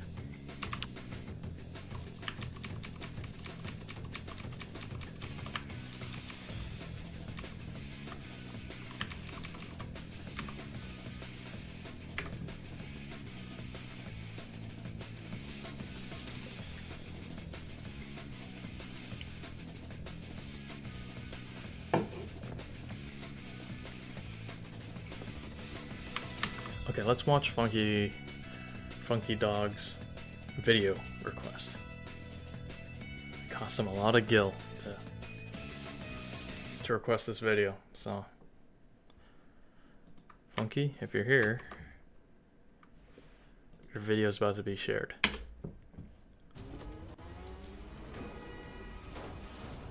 Teaser trailer for the Spider-Man game.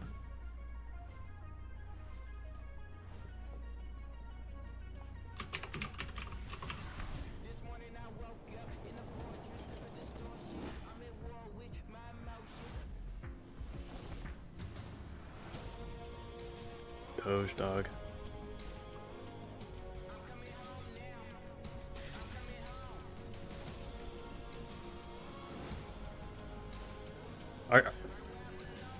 Are you mad because I said dog instead of Doge?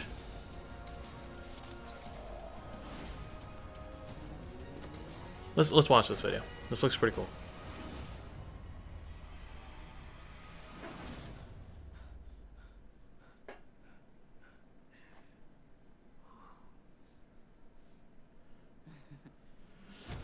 Wait, is that Peter Parker? Wait, so how many of us are there? That is not Peter Parker. It's like, wait, it's a film? I thought it was a game. That looked like a game. Sony Pictures Animation.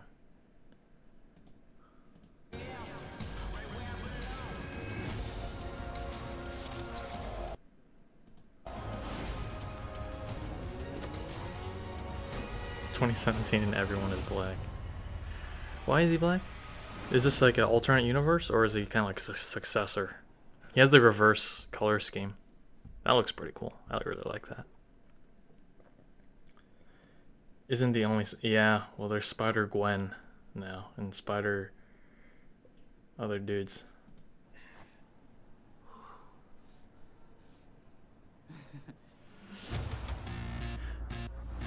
Yo, the shading style really reminds me of Telltale games.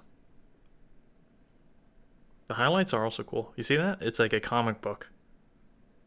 They use that pixelated comic book print with 3D. That's pretty cool.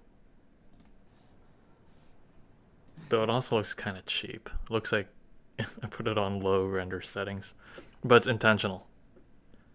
I have to see how it really looks. It's pretty cool.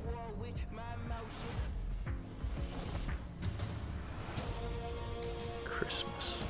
This might be worth watching. This is Nike.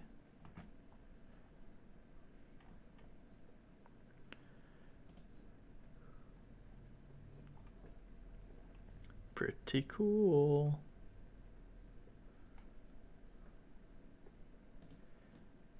Pretty good.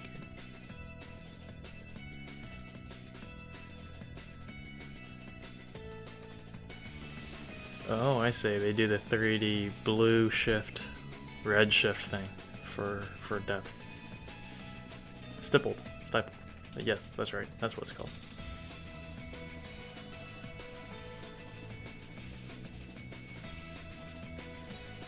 This is supposed to be far future.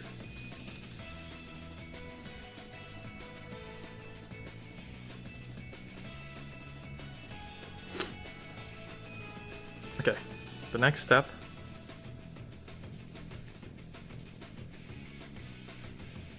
is gonna be lots of keyboard tapping. Oh wow, it's already 8. Man. I think it's already 8.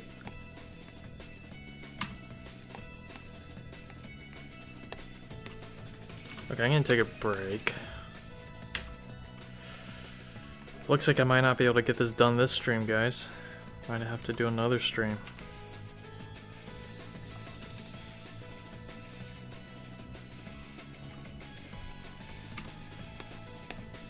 I really wanted to get this done this stream.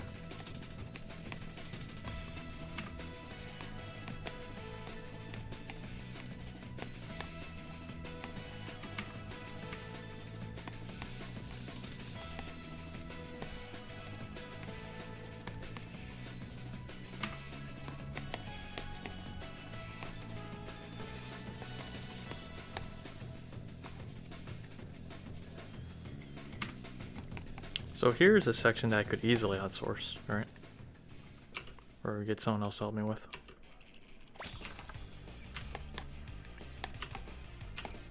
It's pretty much filling in the highlights. But I feel like this is the fun part. After all that hard work, the fun part is actually filling the stuff in.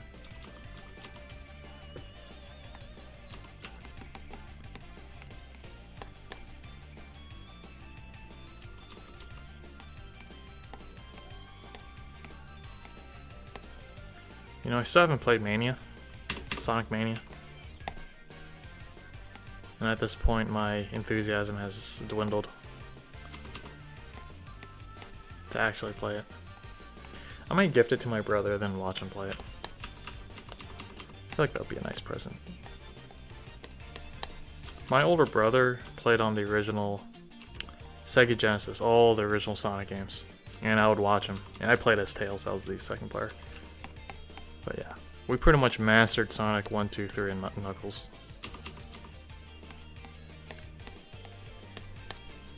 He was like,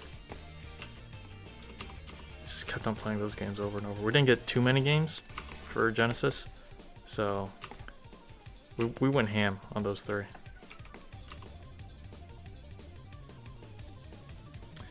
Oh, hey Kiki.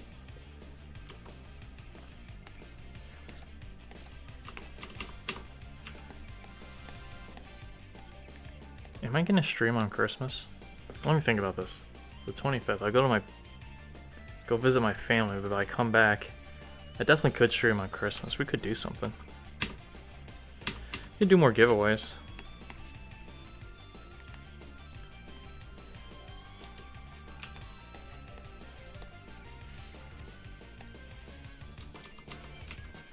Should I set up another Twitch event? Though my roommates might want to do something. I should ask them. They'll probably all be busy.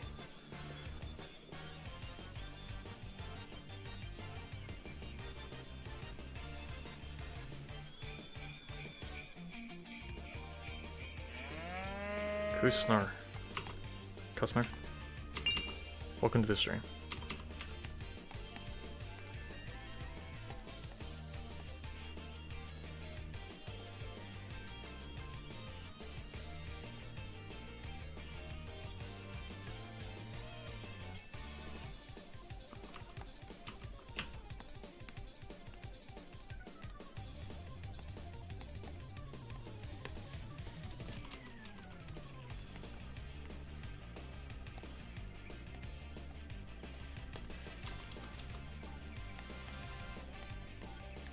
And I see Power Meep asked a very intriguing question. And I see it out of the corner of my eye. And I haven't mentioned it until now because I'm trying to formulate a response, but nothing's coming to mind. Can't hear the music.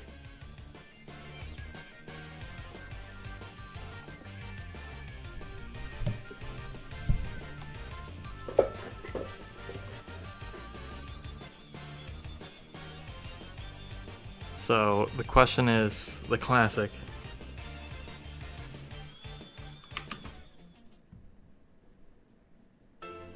The very classic.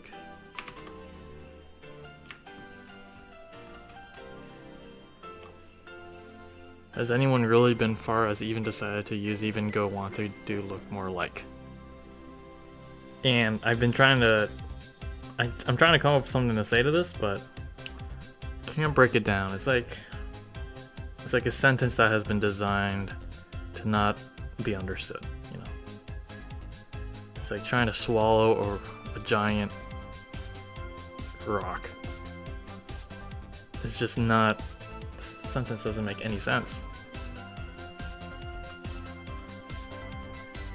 I think there's supposed to be an as right here. Has anyone really been as far even as? No, maybe as far even as. But even right here, has anyone really been far even as? Okay, I'm gonna try to break it down. Far even as. So has anyone really been far? Okay, you're asking a question. We've been as far, and then switch up even as. Decided to? Even as decided to? That doesn't make any sense. This right here. This fragment is confusion number 1. Put a little dot there for I can't process. But then we continue to. Okay, we can put to and use together. To use. We see the word even come back. This doesn't make sense. Decided. Okay, the to use is fine, but even doesn't make sense to me. Why were you now switching to a verb? To go. Want to.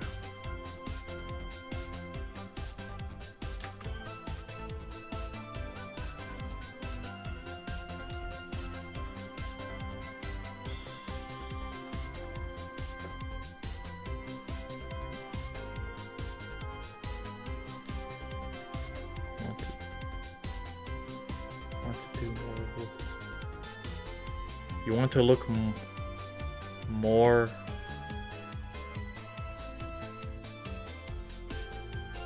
You really.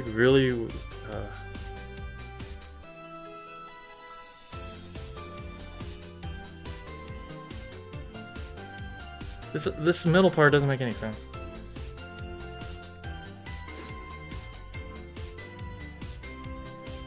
Heck, even if you take out the middle part, it still doesn't make any sense.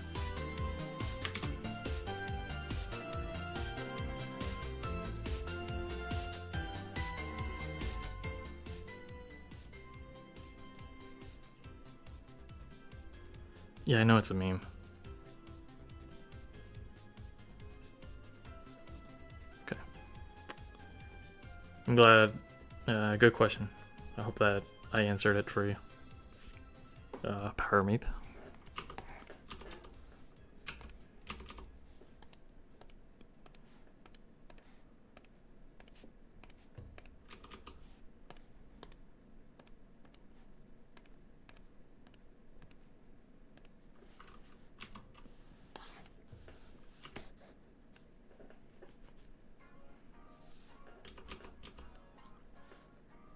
Goodbye, Oscarito.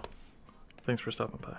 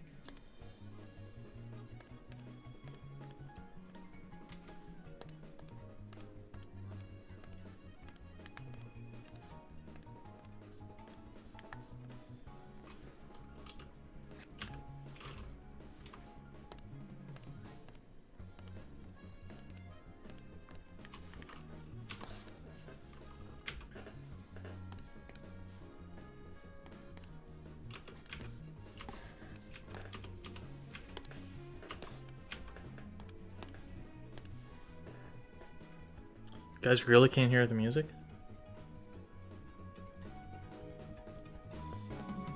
Okay.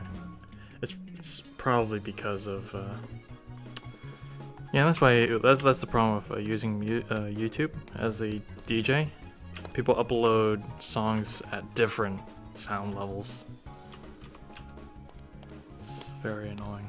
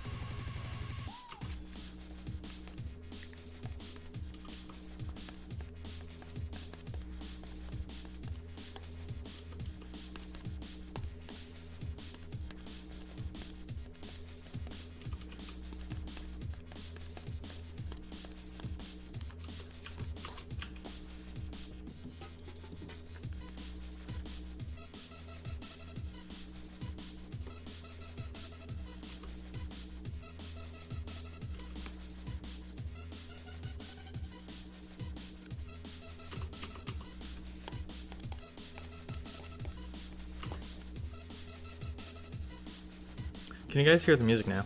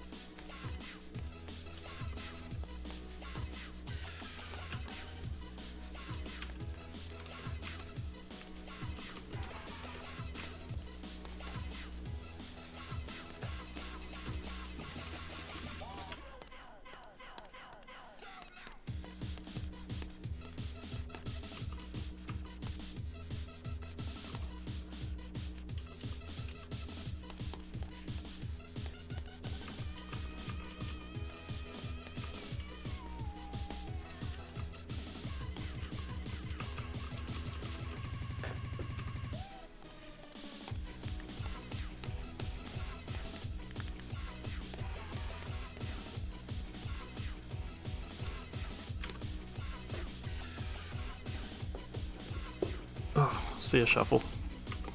Get a good night's rest.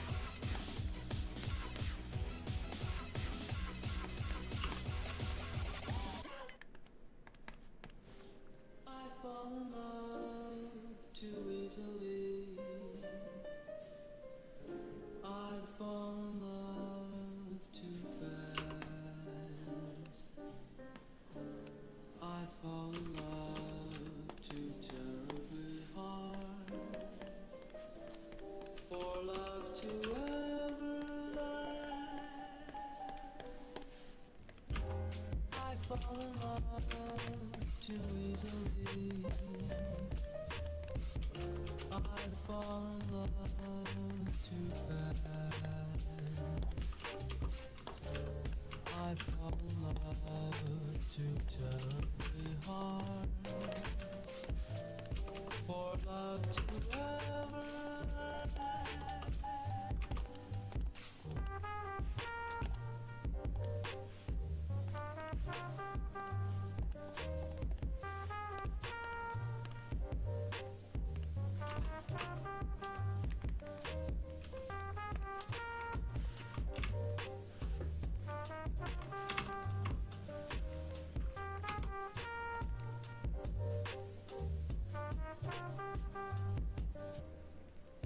I may get some sleep tonight. too easily. I fall in love too fast. I fall in love too terribly hard for love to ever last. I fall in love too easily. I fall in love too fast. I fall in love too terribly hard for love to ever last.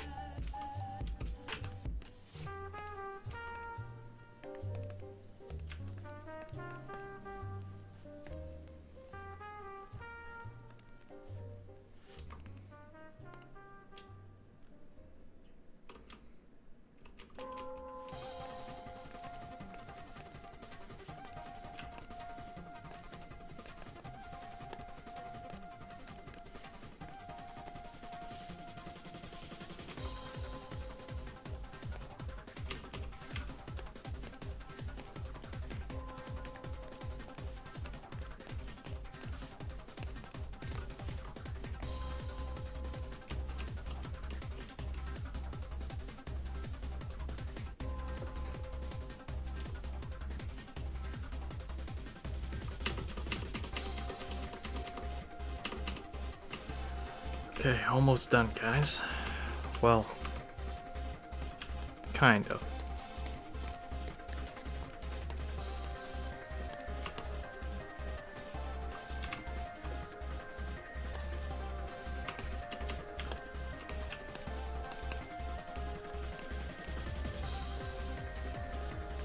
Oh yeah, I was supposed to take a break.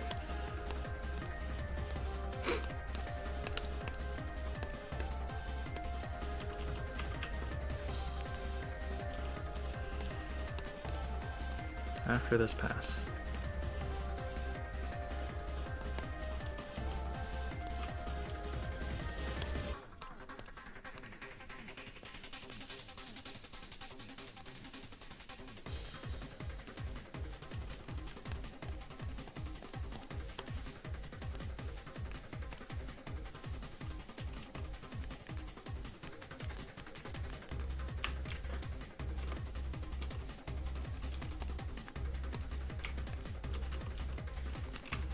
Okay.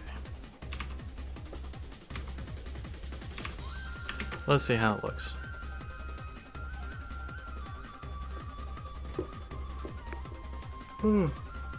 Most medieval full body metal had latch for the butt. The guy wouldn't just pull down his pants. Well, I guess that's kind of hard to do with a suit of armor.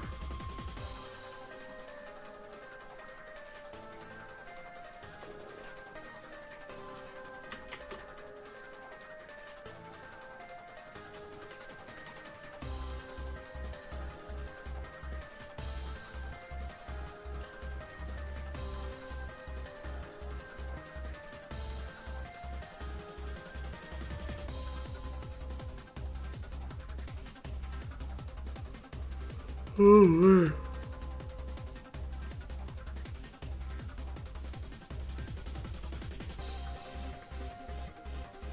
I have the newest animation. Okay, let's watch what the newest animation is.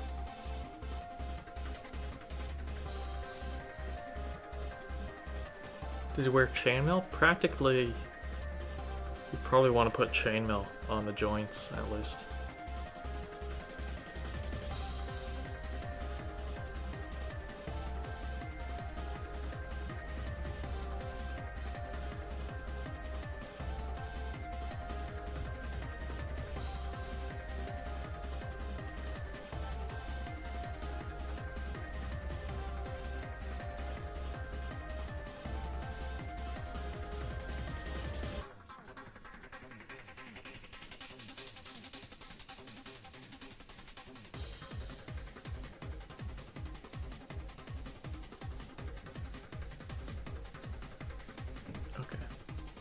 Let's take a quick break and watch the newest animation.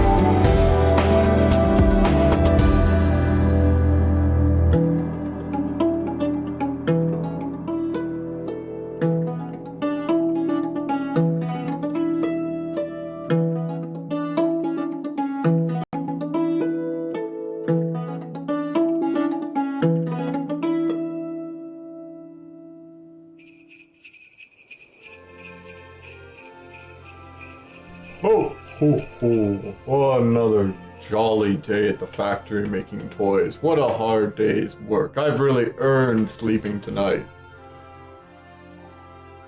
Clap, clap, clap, clap. Yo, I'm tired of pulling those sleighs around. Oh, what's that? What the hell are you doing in my bedroom? I told you to go back to the stables. How come you get a comfy bed and I gotta go out there in the cold, huh? The ground is hard, the straw is hard, and it's cold. Well, you see, because I'm a person, and you're an animal. People get beds, animals get piles of hay in the cold outdoors. Shut up, fatty, I did all the work. All you did was eat cookies and drink milk all night. I do public appearances. I run this place. I tell the elves what to do. They wouldn't know what to do without me. Hey you, stop complaining too much. I got my complaint too. And you Whoa. fatty, why are you paying me? Where's my money? Wait, you don't get paid? Our contract explicitly states you never ever get I didn't paid. sign a contract. Yo, where's my You money? signed a contract at birth. It's all the elves have been doing for about 1,000,000 years now. That is not legal. Every I new want my elf- money. What about me? Where's PETA, huh? Where's PETA when you need them? Yo, I want my back pay. Reindeer cruelty. You can't get back pay if you don't have pay to begin with. And reindeer cruelty doesn't exist. Reindeer aren't really animals, so nobody cares about them. Then what the hell am I? Magical being that carries a sleigh around once a year. Designed by me and used only by me. Alright, screw the reindeer. I want my money. I want a bed too. You keep I want a saying nice these words. memory foam mattress. I need to sleep. My money. You don't have money, so there's no money for you to get. And you don't need to sleep. You've been specifically bred over millions of years to never Yo. need sleep. How come Rudolph gets the comfy bed, huh? What's this favoritism, huh? Well, if you start shining a light out your fucking nose, then maybe you'll get a nicer place to sleep. You didn't even take him to the doctor. How do you know that nose ain't cancer? Alright, I'm done with this. Get the hell out of my Where's my bedroom. food? Feed me. Get out me of your my milk. bedroom. I'm going back to sleep, and I will see you two tomorrow morning for work again. Door slam? Yo, I don't know about you, but I'm pooping everywhere. I'm gonna take this house down. Collapse on his fat ass. Oh, well, besides being interrupted, I thought that was a what the hell is this? Poop! Everywhere! How did he even get up there? Alright, I'm going out to the stables and solving this for good. Collapse. Elves! You know Dash River Dancer, Prancer and Vixen, Comet and Cupid and Donder and Blitzen. But do you recall, what's that? The most famous reindeer of all. Come on! Rudolph the red-nosed reindeer had a very shiny nose. And if you ever saw it, you would even say it glows. Come on, come on! All of the other reindeers used to have to call him names. They never let poor Rudolph join in any reindeer game. Then one foggy Christmas Eve, Santa came to say, what's that? Rudolph, with your nose so bright, won't you guide my sleigh tonight? Then all the reindeers loved him, and they shouted out with glee. Rudolph the red-nosed reindeer, you go down in history forever. You go down in history forever. You go down in history. You go down in history. You go down in history. Now get it. What's that?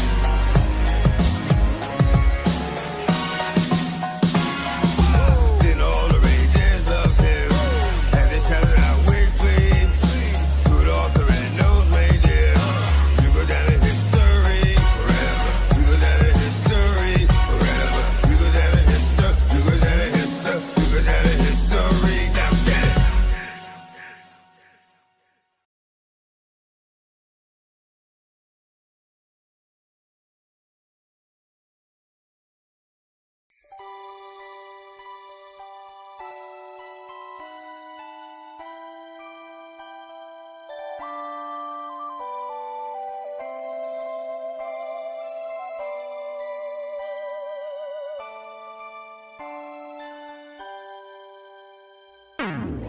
Ho, ho, ho! Last Christmas before millennium, SN2가 together PT5 oh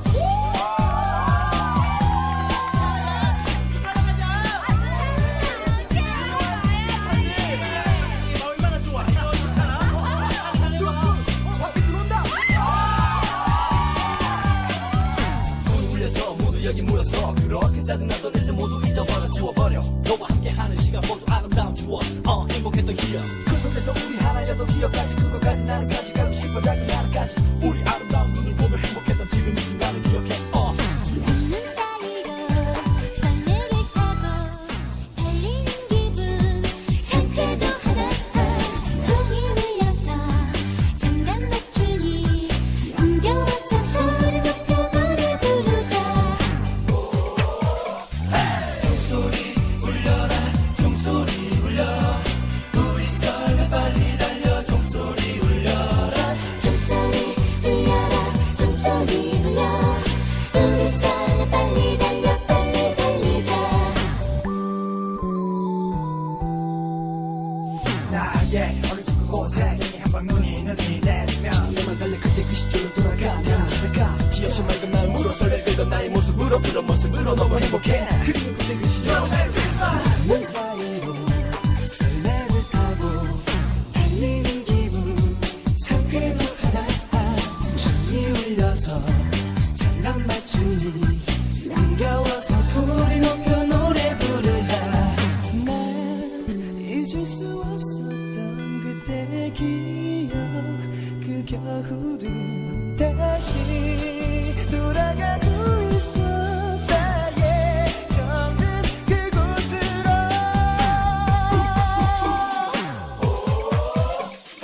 종소리 울려라 종소리 울려 우리 썰매 빨리 달려 종소리 울려라 종소리 울려라 종소리 울려 우리 썰매 빨리 달려 빨리 달리자 하얀 눈 속의 기억들 그만큼 커버린 내 모습 다시 되돌리고 있어 나의 정든 이곳에서 종소리 울려라 종소리 울려 우리 썰매 빨리 달려 종소리 울려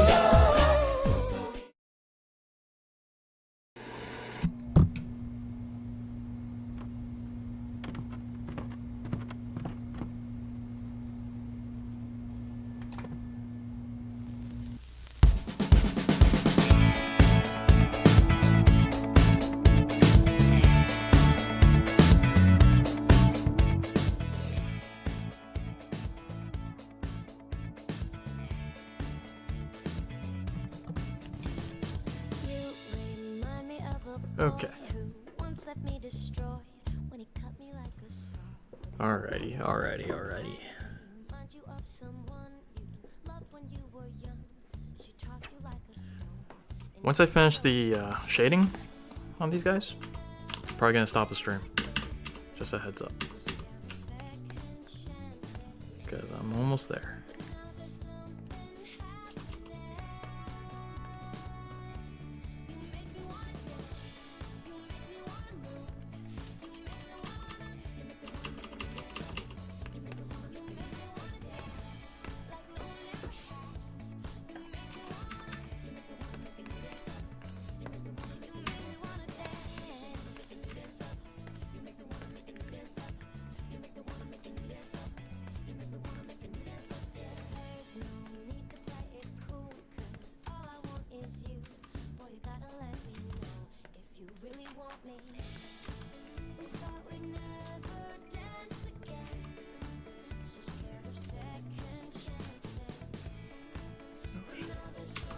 Real tiny.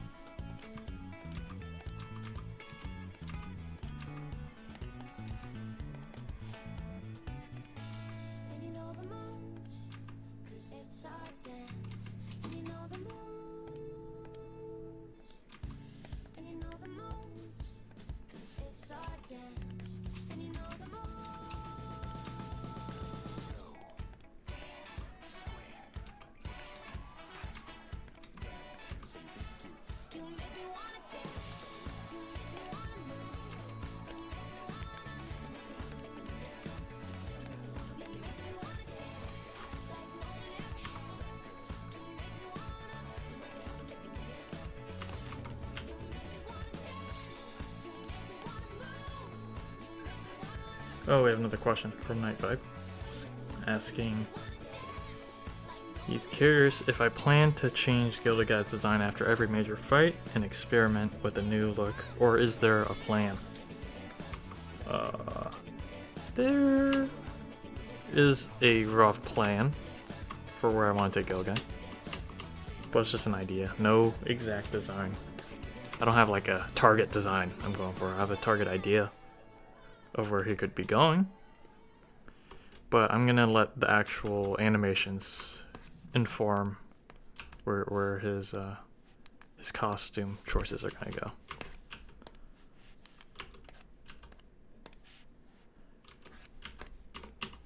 And I think that's a better way of doing it anyways. It's more believable that way. So if he ever goes through like a different color change, I want there to be a good reason for that.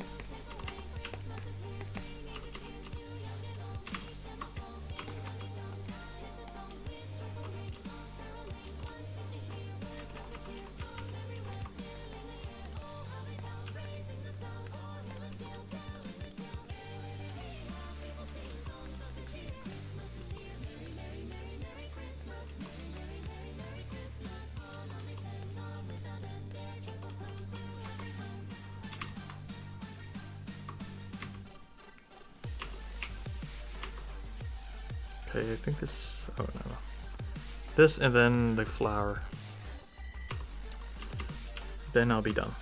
Cape and flower.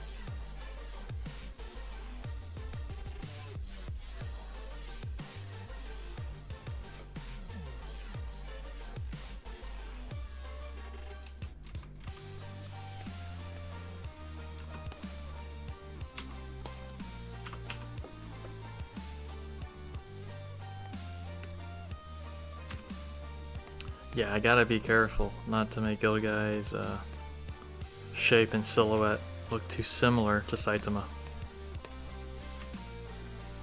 It's definitely the cape and the red gloves and the circular head. It makes him look like One Punch Man.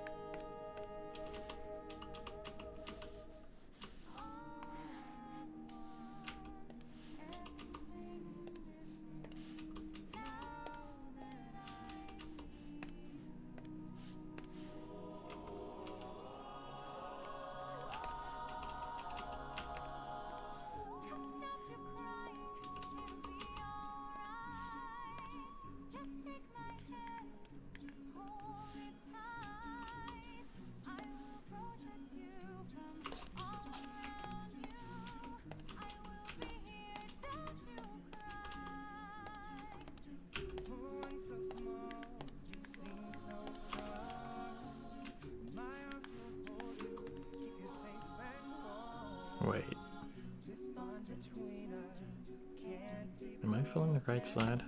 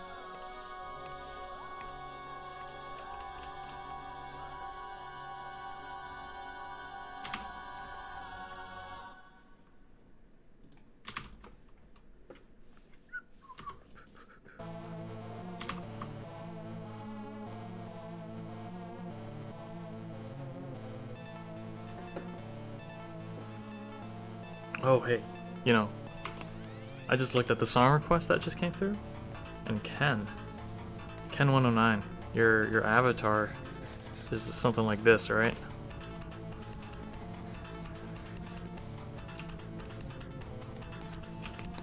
Oops. Something like this. That's the symbol for the attack upgrade in Kirby Air Ride, the city trial mode. And when I first saw that symbol for attack versus defense, here, I'll pull it up again.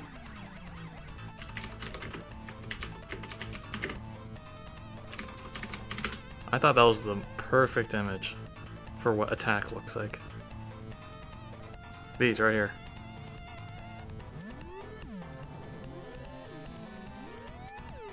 This one's boost, top speed, energy, defense, flight, health, shield, turn, weight, and attack.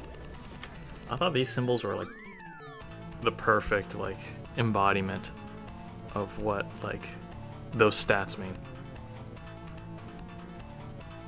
It just really stuck out to me even after all these years.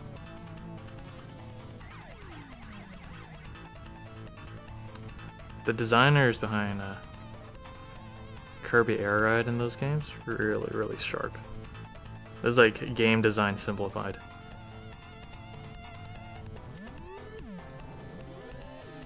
I really like the city trial mode.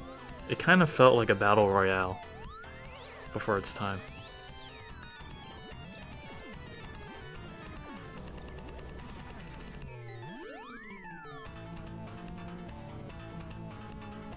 Just a random thought. What in the world is this?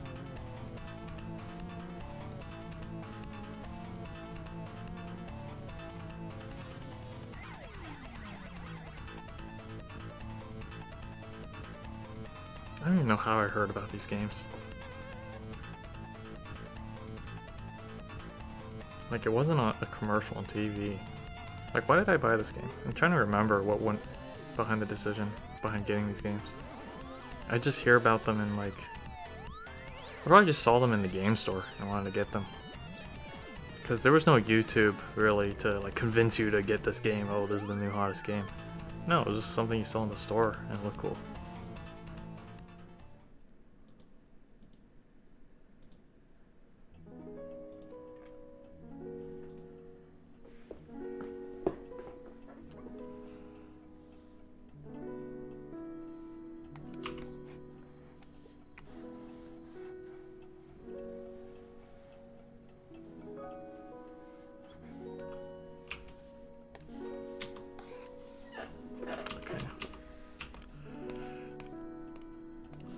Final stretch. Just get this shading for the flowers in.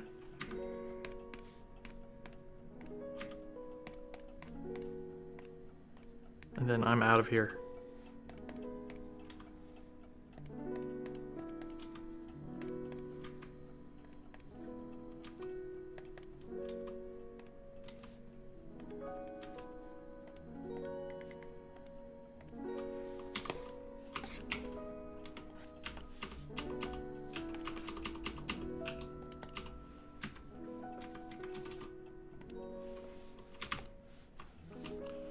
At some point I stopped shading the flower.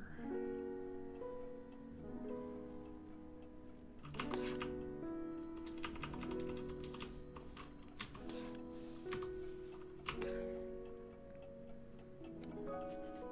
feel like I may have gotten that backwards.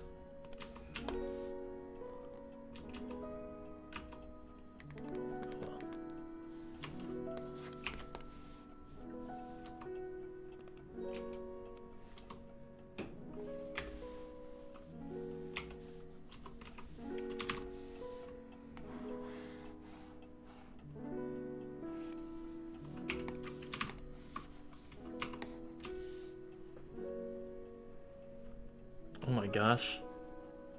What's with that banner profile?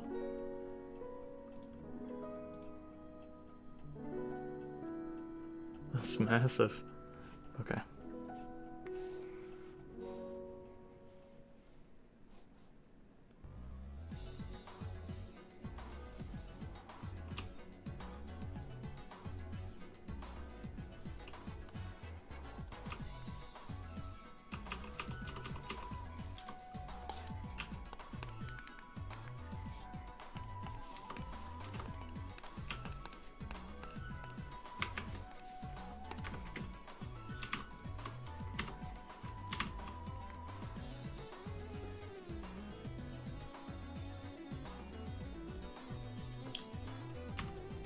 Okay, I think I'm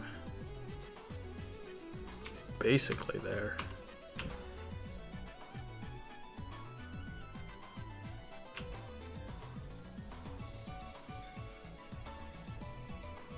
What color should this team be?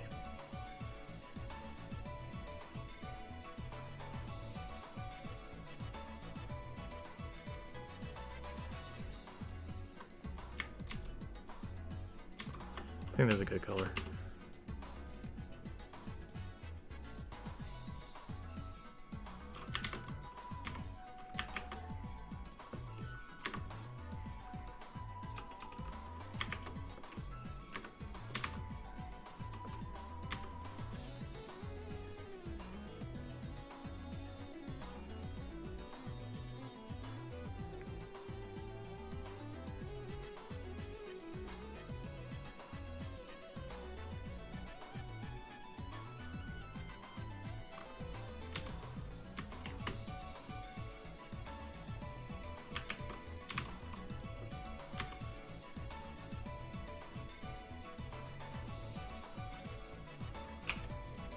Did I use complete red for this one? Yeah, I did.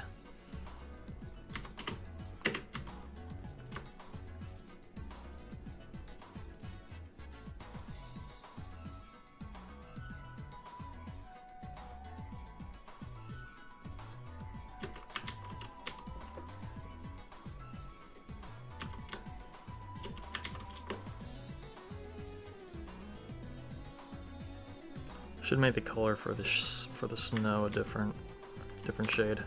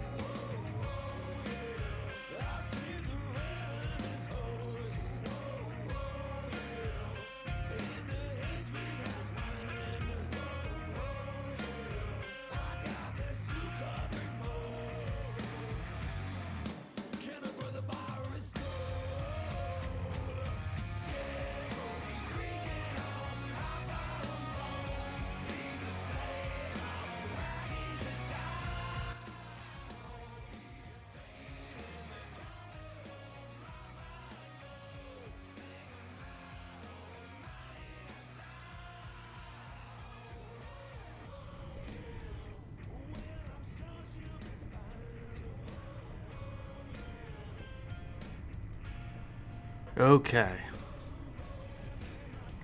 This is freaking anime. Let's animate this shiznit. Shiznitzel.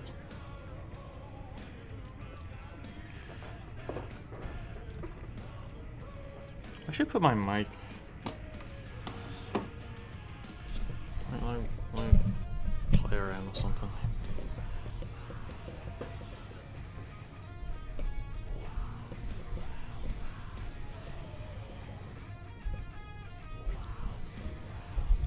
Do I even need a pop filter here? Alright, put the mic over here. See how it works.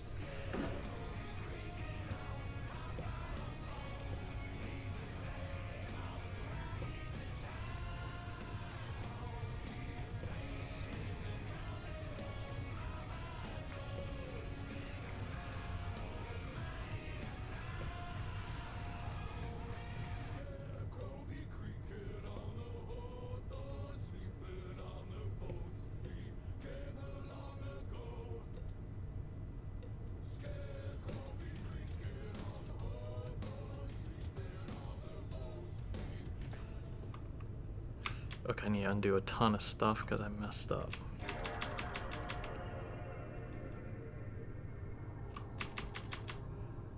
Going to the first frame.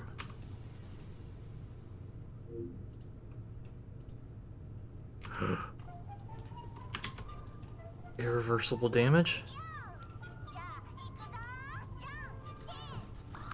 Nothing's irreversible.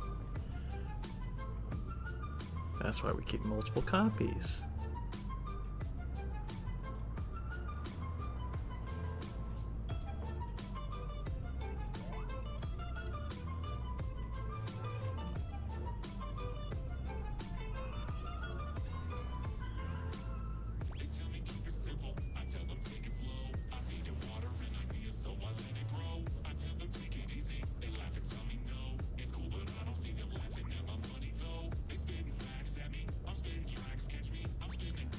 what I'm looking for is this right here.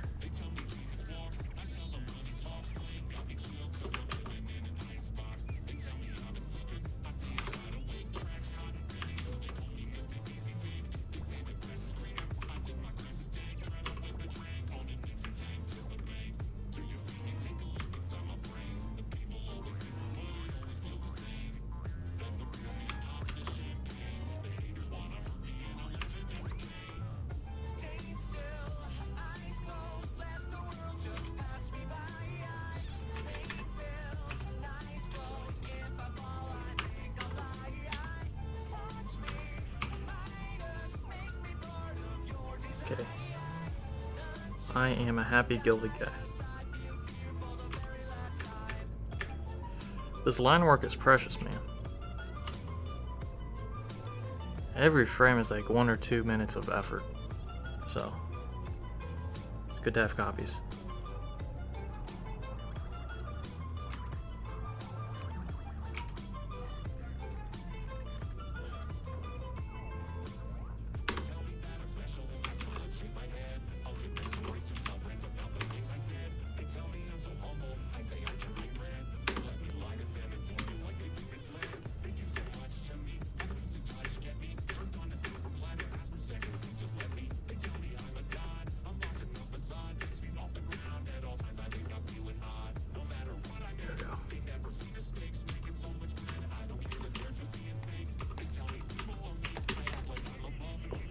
Now to fix the ones that didn't work perfectly.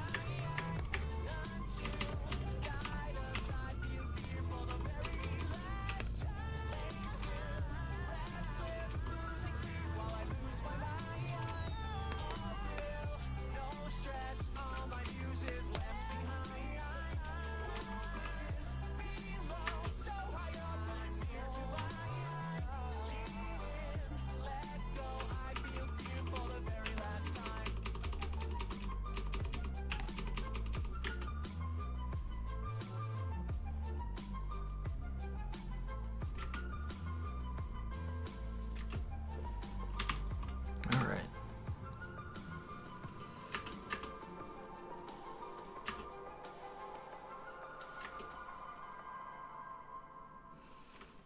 Oh, what is this? Artifacts? Artifacts. Bitstand. Thanks for following.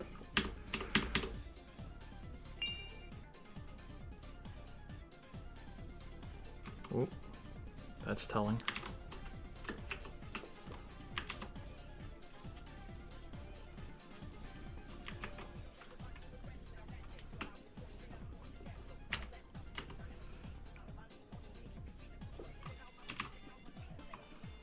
I should probably put...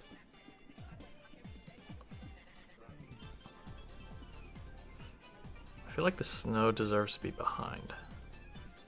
But I don't... it's not. It's not a big enough deal.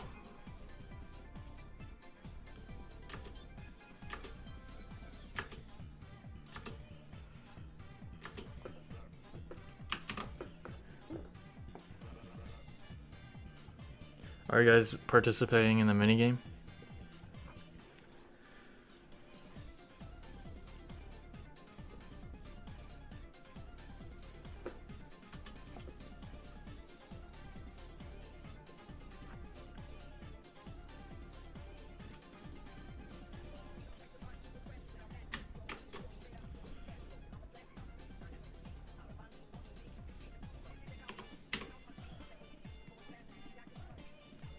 Okay. I think I got a good amount done today.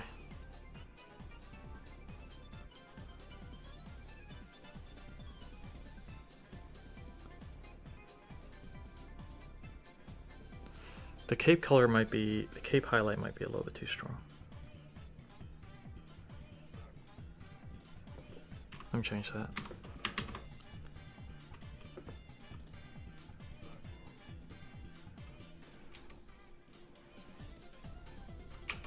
Let's bring it closer to the red we know.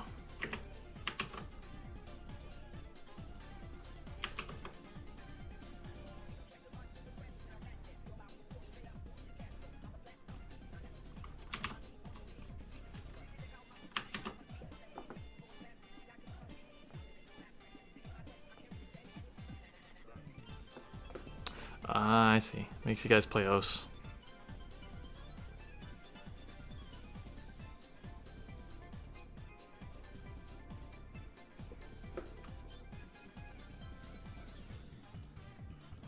Just save it for next stream. I kind of have to head out.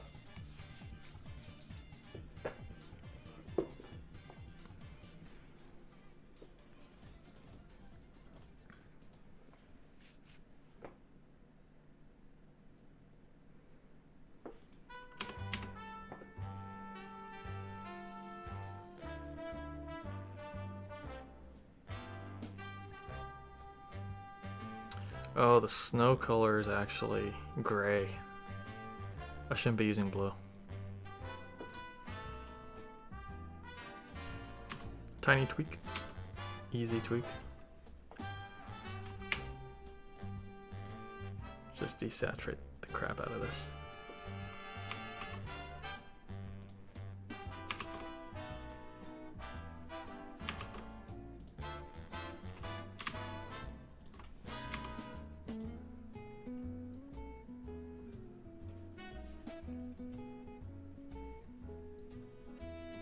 Maybe it's a little bit too late.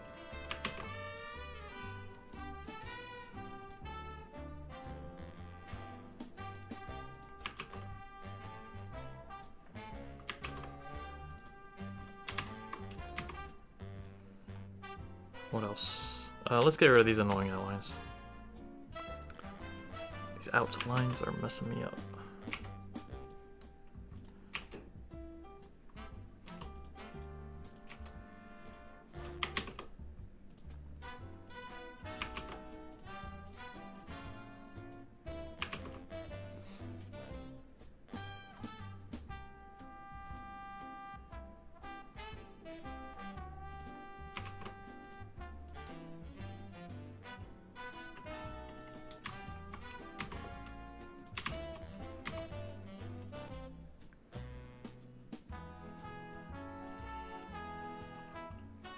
Alright, stuff should be looking really polished by now.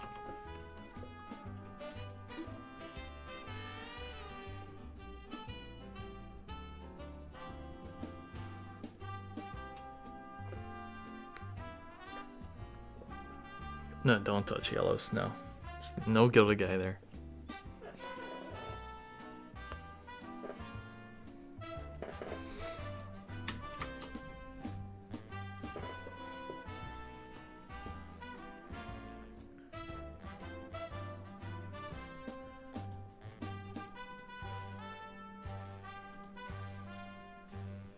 Alright, this is getting close to finalized.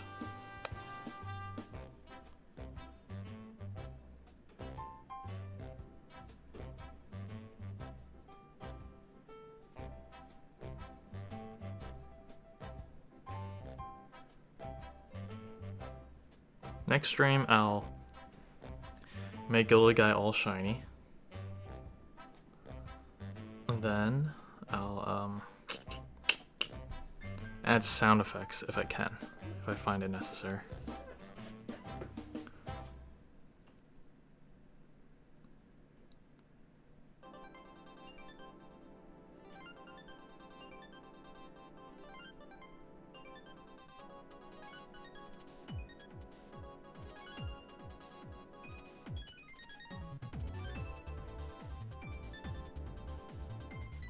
Oh, and yeah, add little footprints.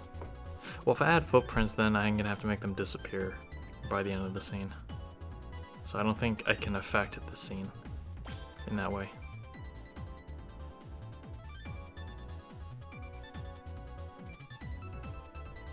Yeah, it's better if I don't put footprints.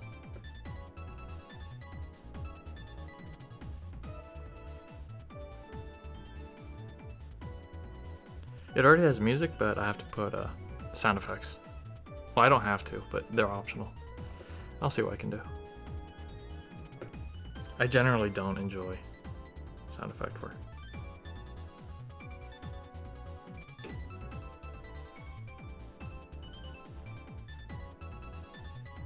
Okay.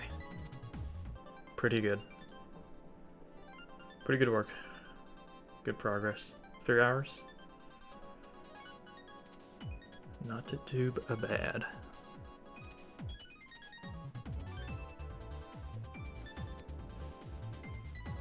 Oh. Oh, the video.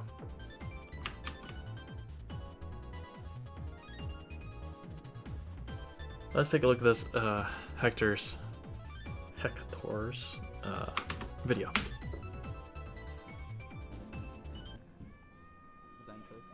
Aesthetics. I know my butt is dying. I don't know, I got scared. Fix Bub. the fucking book on the wall before my clit explodes.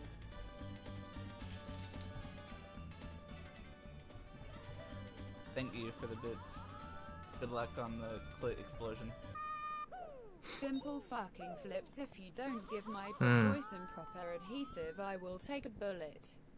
Okay, that's a bit extreme. To your house and toss your salad. What the fuck? That turned into This an is really entirely explicit, different fucking guys. message. That went from that was two Very, fucking very separate explicit, messages Hector. entirely. Why did it choose to pause there? That fucking text to Okay. speech. So if I'm gonna play videos, I don't want to play videos like that are too explicit. If that's all right. So I'm gonna refund your request. Share a different video. They can be funny, but I don't want to do too much explicit stuff.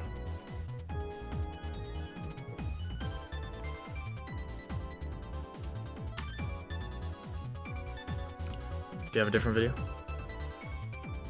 in mind? If not, I have some. Can you give Gil? I don't think so. I don't think that's a feature yet.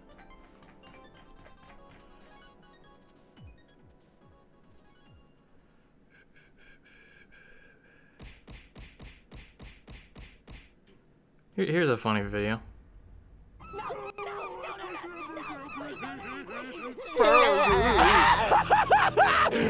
Finally!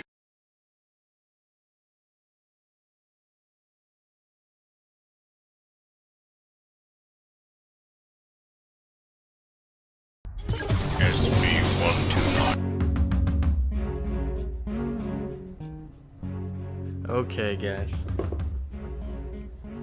I gotta go. But thank you for joining me tonight. I'll be streaming the very final finishing of this tree collab part. Might stream some Fortnite as well, because I've been playing a lot of that lately.